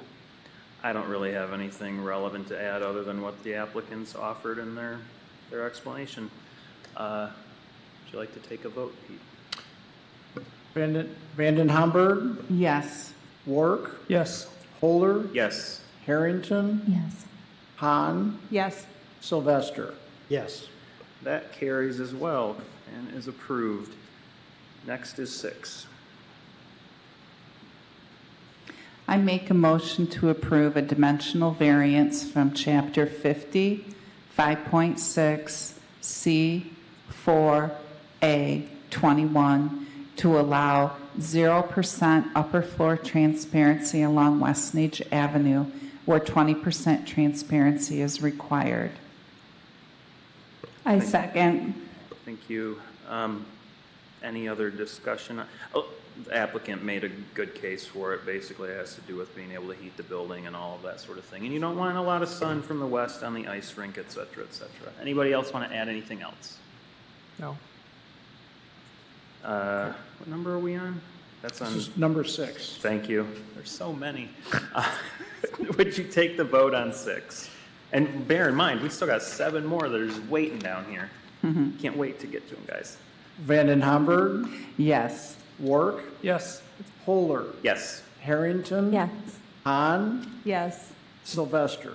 Yes. Thank you. That one carries and is approved, also 6-0. Somebody make a motion on 7, please. I move a dimensional variance from Chapter 50-5.6C4A22 to allow blank wall areas exceeding the 30% requirement on both Westnedge Avenue and Park Street.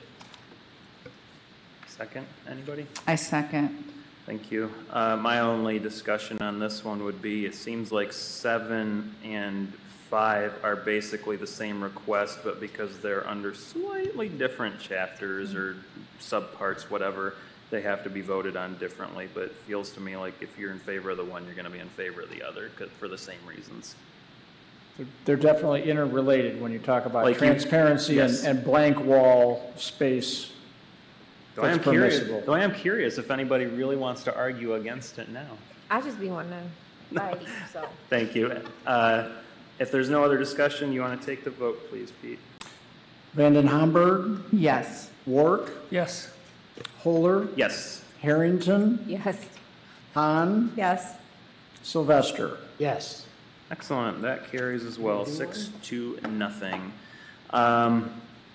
Somebody please make a motion on 8. I make a motion to approve a dimensional variance from Chapter 50, 5.6C, 4B, 25 to allow only 15 entrances where the requirement is 1 per 60 feet, totaling 24 for the 3 street-facing facades. Somebody second Is it? there a second? Second. Thank you. Any other discussion on it? I mean, I'll discuss on it if nobody wants to. Do we I don't have anything new to discuss? add. We don't have to discuss on it. My thinking on the entrance thing is similar to what it was for, is it the Boys and Girls Club? Where it's a security issue. Plus, this has got a massive building that an entrance every 60 feet seems a bit much realistically. But I understand what the ordinance is. But I think the reasons that were given were very trenchant as to security and those other things. So I'm going to vote in favor of it. Anybody else want to discuss? No? Excellent. Mr. Eltridge, please take the vote. Vanden Hamburg, Yes. Wark, Yes. Holer, Yes. Harrington, Yes. Hahn, Yes. Sylvester. Yes. Thank you. That carries and is approved as well, 6-0. Somebody make a motion on 9, please. All right, I make a motion to approve a dimensional variance from Chapter 7.3.1 to allow 60 bike parking spaces where 144 are required based on the maximum occupancy. I second. Thank you. Remy, I really want you to argue why that we shouldn't approve this one. I mean, in 2076, we might need all 144. And this is a build-to-suit, right, situation. We might not even be playing hockey no more. We don't even know. Like, we might have rations on ice and water. We don't know. We might have to make that into a bicycle rink. I don't know. Could we always add more bicycle parking in the future, though? Well, I think once you approve the variance, you're sort of locked in stone with these people for that number. They can put more in, but they're not required, and we can't walk around and, oh, we changed our mind. We want 144. Okay. But later on, they could put 144. Think of it in terms of the marijuana shop the other month, where they wanted a massive amount of parking, and we said no, come back when you prove you need it. You could vote against this, say, no, you've got to have 144. That's Come back true. later if you want to take out the 84, because they're just That's- always unused. That's true. You guys were team players. Thank you for I that. want to hear what Alan has. Yes. I was simply going to say that if consumer demand is for that, that is how a responsive arena operator responds. I mean, that's how the market system works. That's how it works.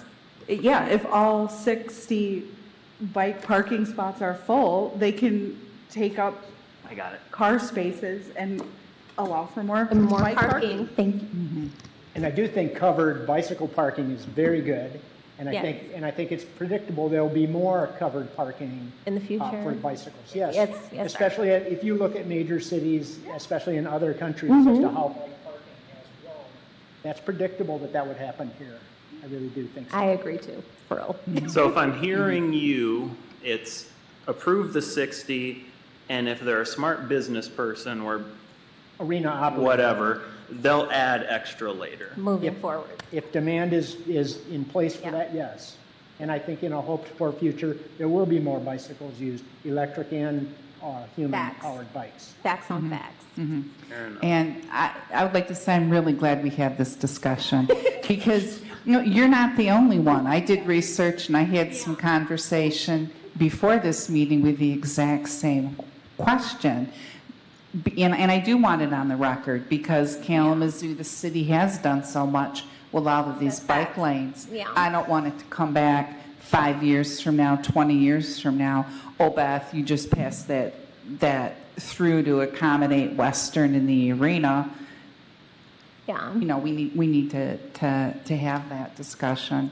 And then when you can factor in the ratio, of the expectations and the so I mean, I'm good with it. I think also, if I'm like being 100% like about this, I think that major developers, like if they were working in alignment with the city, it would reflect like an encouragement if we did what they asked in this way, or with like this, we haven't addressed the issue of natural features protection on this, but if they accommodated that, I think it would be a good gesture towards the community to set a precedent. Since we've done all this with the bike lanes in our city, like you're outlining, Beth, then major developers like this doing what, like putting all that there would encourage or even incentivizing, like the Kalamazoo Farmers Market, like they incentivize them to ride their bikes to the Kalamazoo Farmers Market.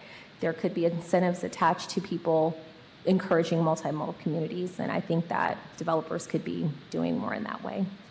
I have one more thing to say about the bikes. Yes, there are a lot of bike lanes that have been created lately. I do know that there's another phase to that. And is anyone familiar with the electric bikes and the electric scooters that are kind of out national, especially in DC? What's going on? Tell us. Well, You mean like the Lime scooters that are all over the Yes. sidewalks? Oh, Yes, we're they're going to in- have that here? yes, yeah. It's going to be cute. Yeah, so there's going to be more traffic in those bike lanes. And So of many course, of they those are have their gonna own be across the river. parking. They're not going to park in a Okay. garage or whatever, so We can have that there. we're going to have that here. That's good. We need that. That's cute. Yeah, so anyway, that's I can't Yeah, wait to for- see how yeah, many the have state to be parks. pulled out of the river because people threw them in there. Nobody's going to put that in the river, Joe. I'm going to vote in favor of this one. The only thing for the reasons of, I honestly think 60 is probably sufficient for the stadium itself. And the zoning was probably meant, as I said, for office buildings and that sort of thing, not a 7,000 people in this one given space. Most of the people are going to come there by car. The only thing I will say about it is I don't want to rely in the future in general on the number of bike spaces at other businesses around the arena, because those could go away if that business goes away or that building disappears. That is a for now thing, not a with this arena thing. But that being said, I'm still going to vote for it. You want to take the vote?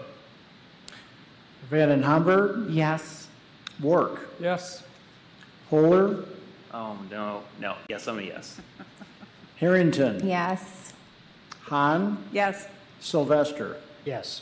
Thank you. That is approved 6-0 as well. Somebody motion on 10. I make a motion to approve a dimensional variance from Chapter 50, 7.5A1B to allow the driveway for the loading area on West Nage Avenue to be 91 feet, where 24 foot is the maximum driveway width. Second. Thank you. I will say on this that my question as to the applicant was, you could even have more driveway if you wanted it, Yeah. if you spread it around, and the answer was yes, and I believe Pete also indicated the answer was yes. It just makes sense to limit it as much as possible, and while 91 feet is like 57 feet wider than normally allowed, there's one of them and it's going to handle everything and puts it all in one spot. So I'm going to vote in favor of it. Anybody else? Take the vote. Vanden Hamburg, Yes. Work, Yes. Holder, Yes. Harrington. Yes. Hahn, Yes. Sylvester. Yes. Thank you. That is approved 6-0. Since we normally don't go this long, I guess I will say, does anybody need 5 minutes to run to the bathroom or anything? We can take a quick break if needed. Yes, we will take, I'm gonna put 5 minutes on the watch. Yes, that's why I said, I'll put 5 minutes, we'll all take a break and we'll come back.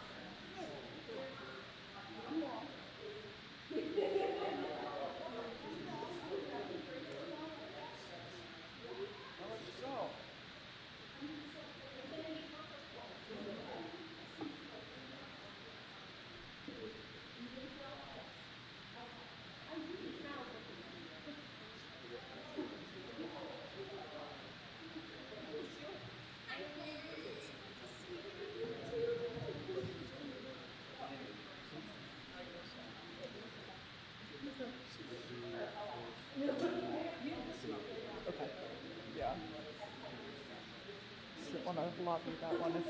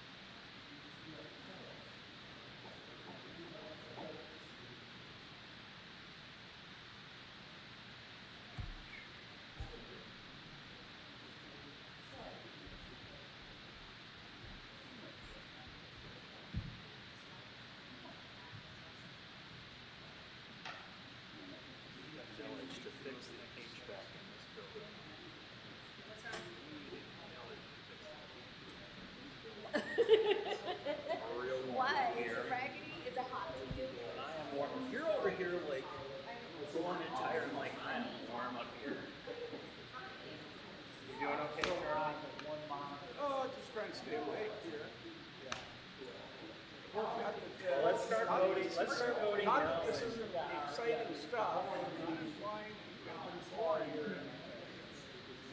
I was out covering.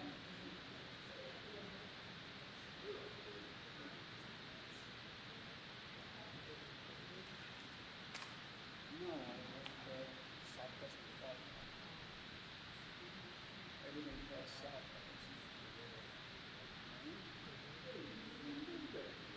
Very small, soft, brown.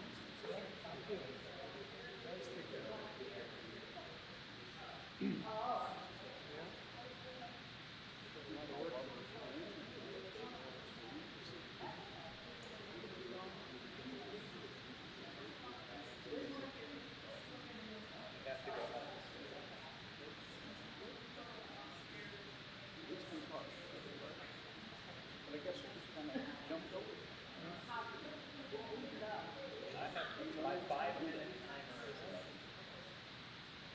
Do we have everybody? Well, other than Shelby just walked away. and he wandered off. If you need to go to the bathroom, then Shelby and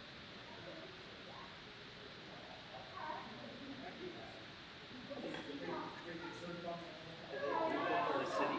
You don't. Do you go to the city commission meetings? Who attends the city commission meetings? Then? Don't they normally have the city attorney there too? Yeah.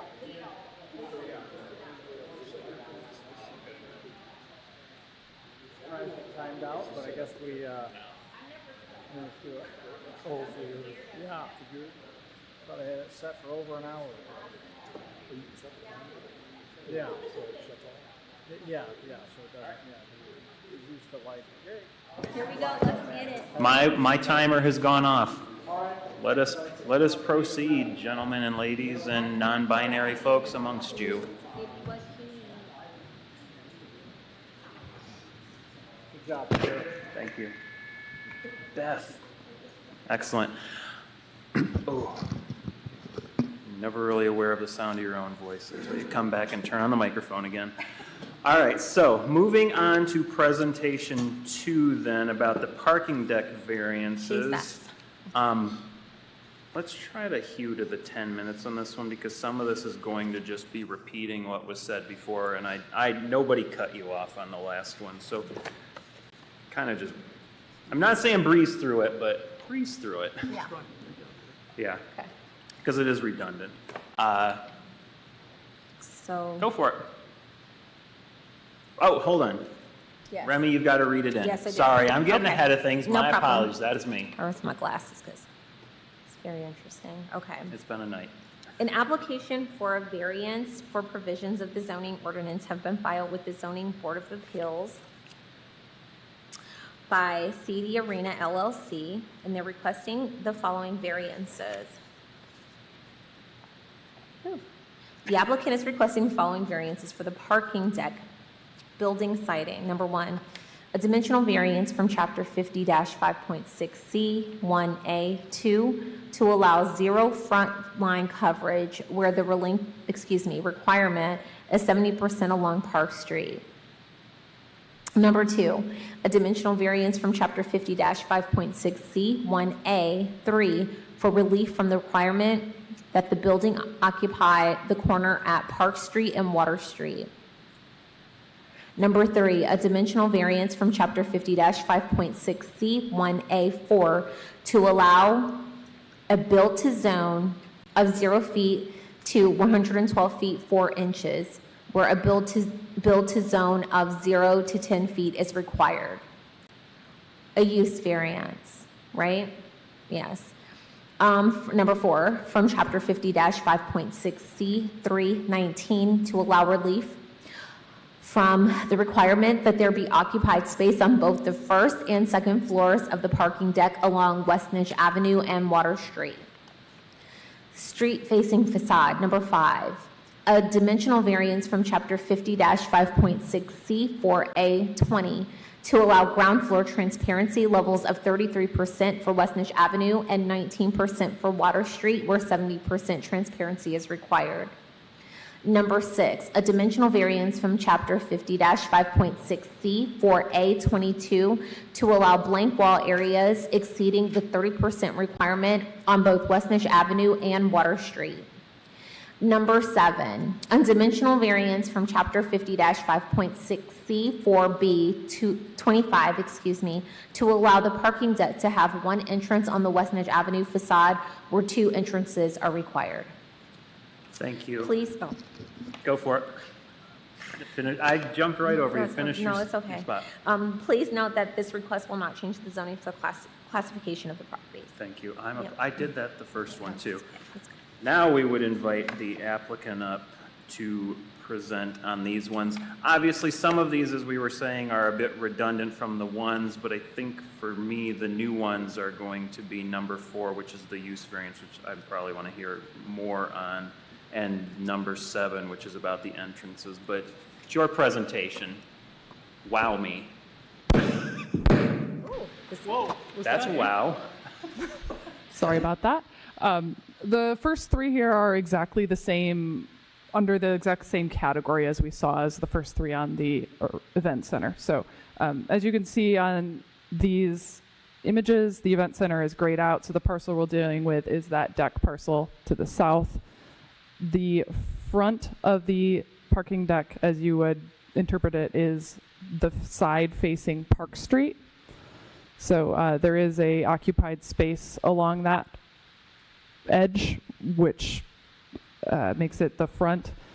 The reason on these is different from the reason that we gave on the event center, but it is a similar situation. So the first request is related to this front lot line coverage. We are requesting a variance for providing 0% front lot line coverage here because the building is so far from that 10-foot setback. The reason being that commons space that you saw in that first image when Steve presented is being provided in that space. So that is a wonderful community amenity we anticipate, but could not be provided if we accommodated that front facade right up against the edge. We can go back to that image kind of later at our discussion point. I think that might be useful for providing justification for these, but these all fall under that sort of rationalization. So we have the front lot line coverage request here. This is the no occupancy of that corner request. So we do occupy the corner in the area where Westnedge and Water intersect, but we do not occupy the corner where Water and Park intersect. And then this is the build 2 zone variance. So we, as you can see, are much further than the 10 feet from that Park Street. We are 112 and 9 inches, but that is, I think, appropriate for that common space.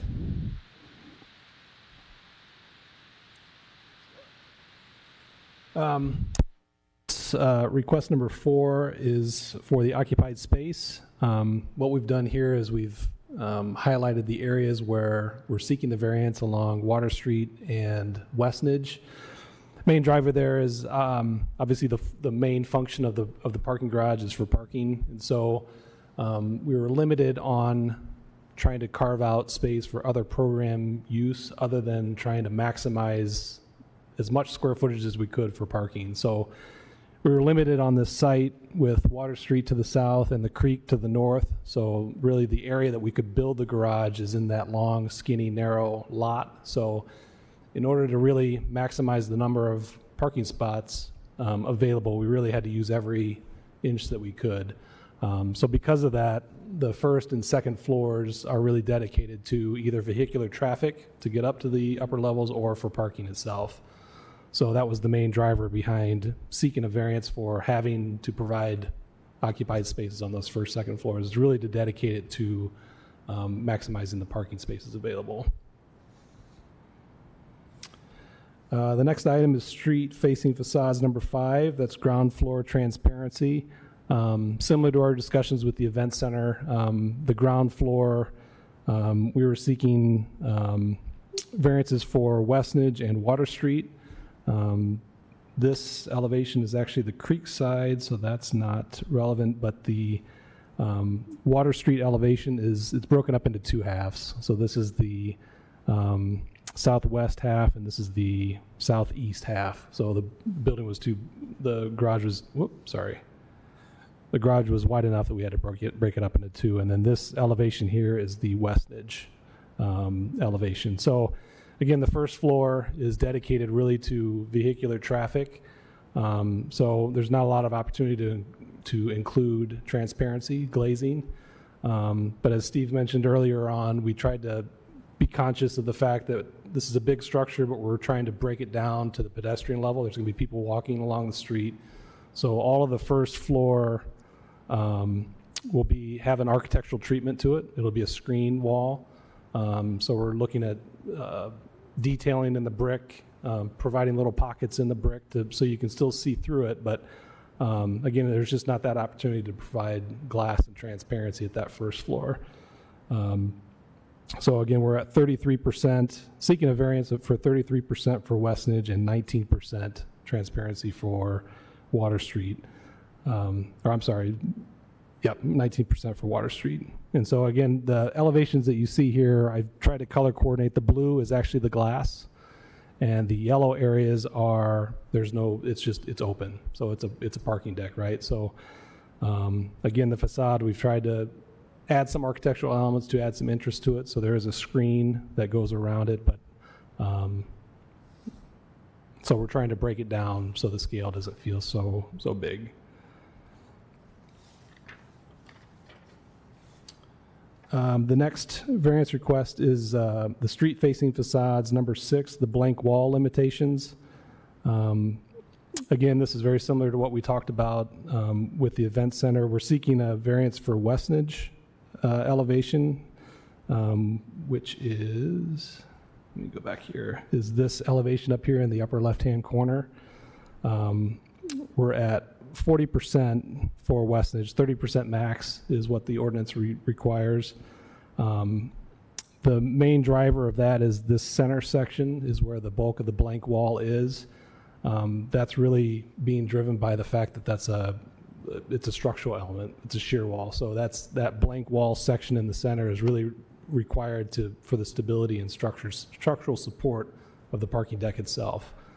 As you can see here, we are trying to break that down a bit and include some openings just to kind of add some light into that space and kind of break down the scale of that. But really the bulk of that mass is needed for the structure of the building or the parking garage itself.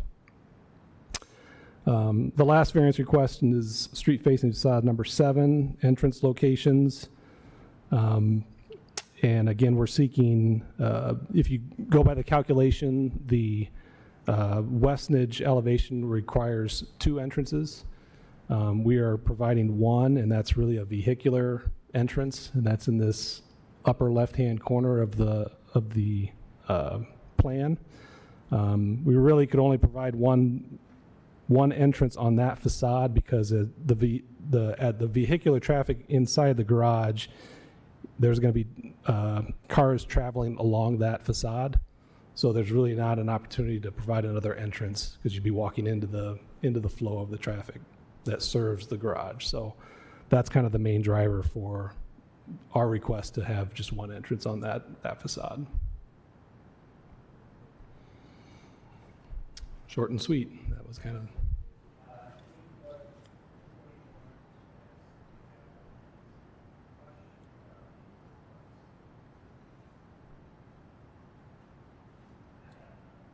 Turn my microphone on too, by the way.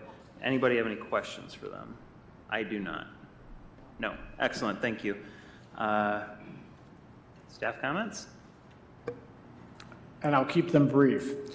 I just want to mention that that first grouping of variances for the front lot line coverage, corner occupancy, and build-to zone, we reviewed this as Park Street being the frontage for the parking deck and Kalamazoo Avenue being the frontage for the event center, because it looks like in the long run this is going to have to be split into 2 separate parcels based on consumers' energy and the power feeds. So that is, if this was all one parcel, and we didn't have to have multiple, primary frontages, so to speak, that would have reduced the number of variances there at the beginning. So, but as far as the practical difficulty, applying that all those standards would leave no space for the plaza that's proposed. The only open space would really have to be in the interior of the site between the buildings. Which would be an unfortunate outcome. And the occupied space, I think, speaks for itself. The developer has, done a great job of incorporating office space into the east end of the parking deck. So that's why that area was not highlighted, or that frontage, I should say. But along Water Street and Westnedge, there's, in order to utilize the parking deck for what it is, you can't easily accommodate office space or some other commercial use in there. And then the transparency, I don't have any additional comments to add on that. Again, the practical difficulty is really the use of the structure, and that applies to the blank wall area and the entrance, the reduction in the number of entrances along Westnedge. Thank you. Did anybody want to ask Pete any questions?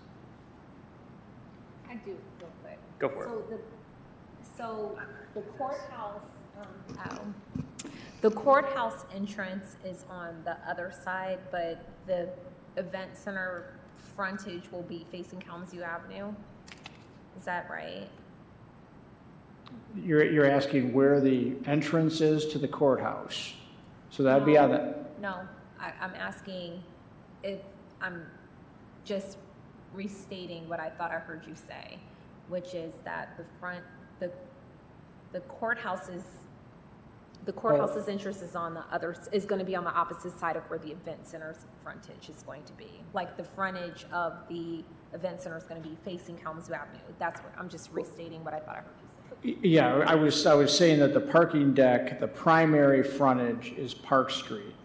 And for the event center building itself, the primary frontage is Kalamazoo Avenue. Okay. Is that, Yeah, I was just asking. did that cover it? I'm trying to think of what else I said there. Yeah. I lost my other thoughts. No, you're good. Thank you. I guess we should open the public hearing portion. So anybody who wants to step up and speak in favor of some or any of these requested variances should do so now. Don't everybody rush to the microphone. You'll get your chance. Seeing none, anybody wish to come forward and speak against the request? Again, seeing none, do we have any call-in comments?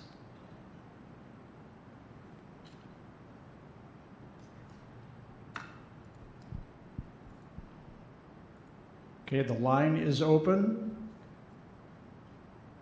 And I don't have any calls in the queue. Thank you. So we have no call-in comments. Thank you.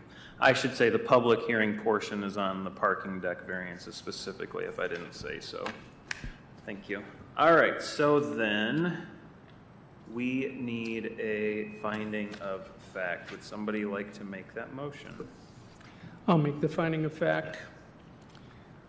I move that the finding of facts for 411 West Kalamazoo Avenue for the parking deck, it shall include information included in the notice of public hearing dated April 24th, 2024, in the agenda packet staff provided for this request, as well as the presentation presented by the applicant here tonight.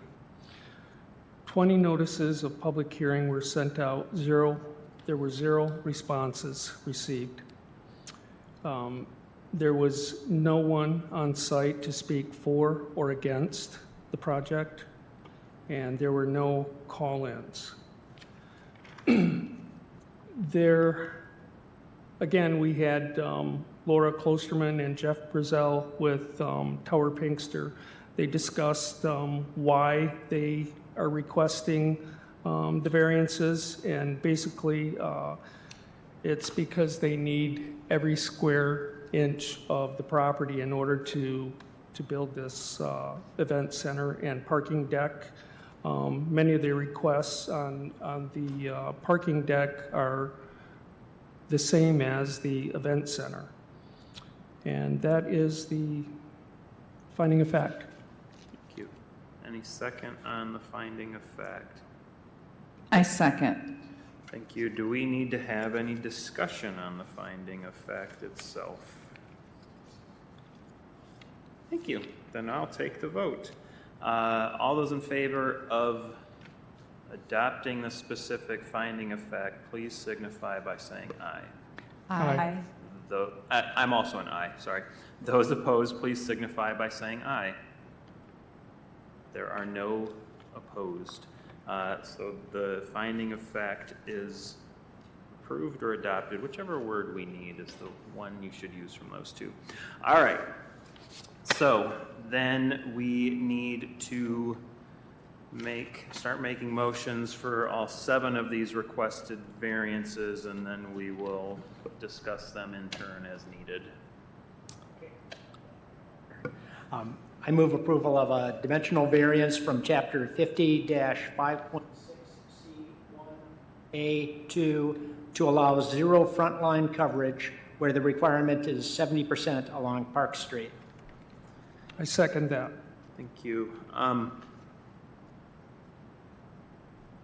I'm in favor of this because I'm in favor of the first 3 for the same reasons, which are if you hold them to the zoning, you're not going to get any green space, basically. You'll get whatever in between them where they're shaded and nothing is going to grow anyway. So this makes much more sense if we just don't want, if you just are opposed to big blocks of concrete or something downtown, this is a good use of that. But I think it's a good use of some green space in there, especially along the creek. So that's why I'm voting in favor. Anybody else want to say anything else? Good point, I agree. No? No, you Excellent. agree? Thank you. Take the vote if you would, Mr. Aldridge. Vanden Hamburg, Yes. Work, Yes. Kohler, Yes. Harrington, Yes. Hahn, Yes. Sylvester. Yes. That one is approved 6-0. There were no no's. Thank you. Somebody make a motion on 2. I make a motion to approve a dimensional variance from Chapter 50, 5.6C1A3 for relief from the requirement that the building occupy the corner at Park Street and Water Street. I second it. Excellent. I've already said what I need to say on this. Does anybody else wish to add anything? No. Excellent. Mr. Aldridge, would you please take the vote? And this is for request number 2. Yes.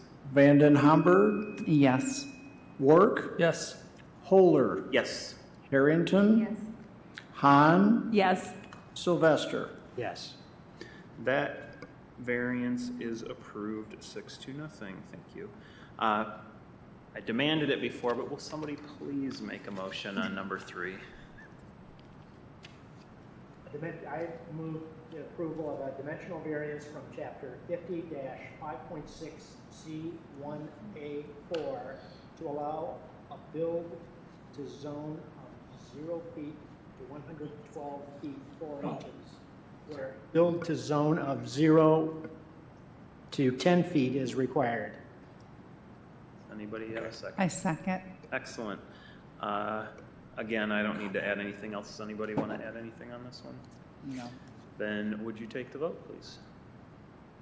And this is regarding number 3 for the parking deck. Yes. Vanden Hamburg, Yes. Work, Yes. Kohler, Yes. Harrington, Yes.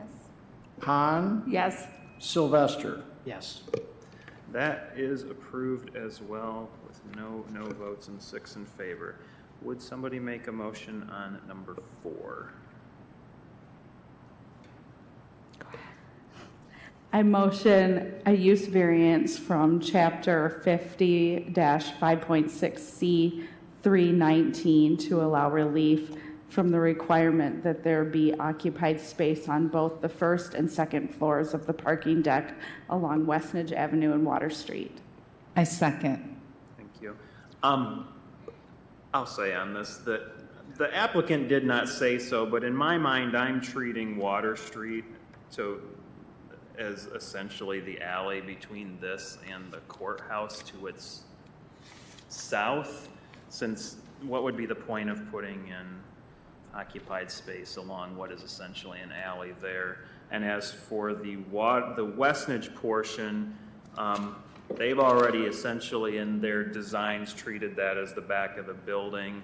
It makes no real good sense to put businesses in the back of the building either on that street.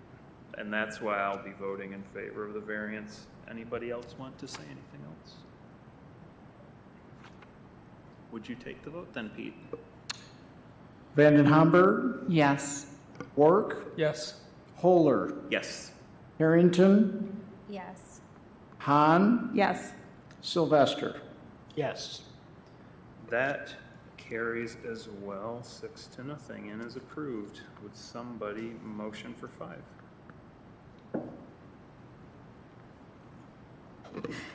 I motion a dimensional variance from Chapter 50-5.6C 4A 20 to allow ground floor transparency levels of 33% for Westnedge Avenue and 19% for Water Street, where 70% transparency is required. I second that. Thank you. I don't have anything trenchant to add. Does anybody have, other than what the applicant already said? No. No. Excellent. You want to take the vote then, Pete? Vanden Hamburg, Yes. Work. Yes. Kohler, Yes. Harrington, Yes. Hahn, Yes? Sylvester. Yes. That number 5 then is approved 6-0. Thank you. Somebody please motion 6. I motion a dimensional variance from Chapter 50-5.6C 4A 22 to allow blank wall areas exceeding the 30% requirement on both Westnedge Avenue and Water Street. I second. Thank you. I guess I will say on this one that I think they could probably hit the 30% requirement were you not required to have a structurally sound parking garage.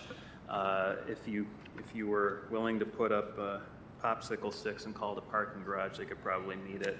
That's not the way he said it, but that's the way I took it, which is we can do it, but this might fall over, which is why it's a parking garage. You need to be smart about it, which is why I'm voting in favor. Anybody else have anything else to add on it? Pete, you want to take the vote on number 6? I'm sorry, who seconded that one? It was either Gary or Beth. Beth did. That's it. I Okay. did. Yes. Okay. Shelby's keeping track over here, so Thank you. got that covered. All right, this is for variance number 6 related to the parking deck. Vanden Hamburg, Yes. Work, Yes. Kohler, Yes. Harrington, Yes. She said yes. Oh, yes. But your microphone didn't pick it up. Yes. thank you, Hahn, Yes. Sylvester. Yes. That is approved, 6-0. Somebody please motion for 7. I motion a dimensional variance from Chapter 50-5.6C 4B 25 to allow parking deck to have one entrance on Westnedge Ave facade where 2 entrances are required. I second it. I think the applicant said everything I would say on this as to why they want 1 as opposed to 2. So I'm not- One big one. One, I don't Big think it's one. one big one necessarily, but 1. The issue is I think the issue that he said was if you put in a second one, they're going to start crossing the line of traffic inside the garage. Yeah, it was a safety issue And it because comes people down would to be crossing and there would be traffic both ways and someone could get hit. And safety is important. I have nothing other than, thank you for that, Gary. I have nothing else to add on that. Anybody else? Pete, take the final vote. Vanden Hamburg, Yes. Work, Yes. Kohler, Yes. Harrington, Yes. Hahn, Yes. Sylvester. Yes. Thank you. That request is approved as well. It appears 17 were approved, 6-0, and I hope that we did it all in the correct fashion so I don't get yelled at after the meeting. Charlie never yells. You just make sure to do it this way if you would remember. Congratulations. Congratulations. I still would rather the hockey team stayed at Lawson, but I'm not holding that against the project. Thank you all for coming out tonight. This was clearly longer than normal, but it was a much bigger package than normal. Normally, it's like a weed shop wants more parking. Shouldn't say normally. Last week it was. Thank you. Thank you very much, everybody. Do we have any other discussion or action items? We do not for tonight. No other reports, I imagine. Excellent. Then we are adjourned. Good job, Pete. Good meeting, everybody.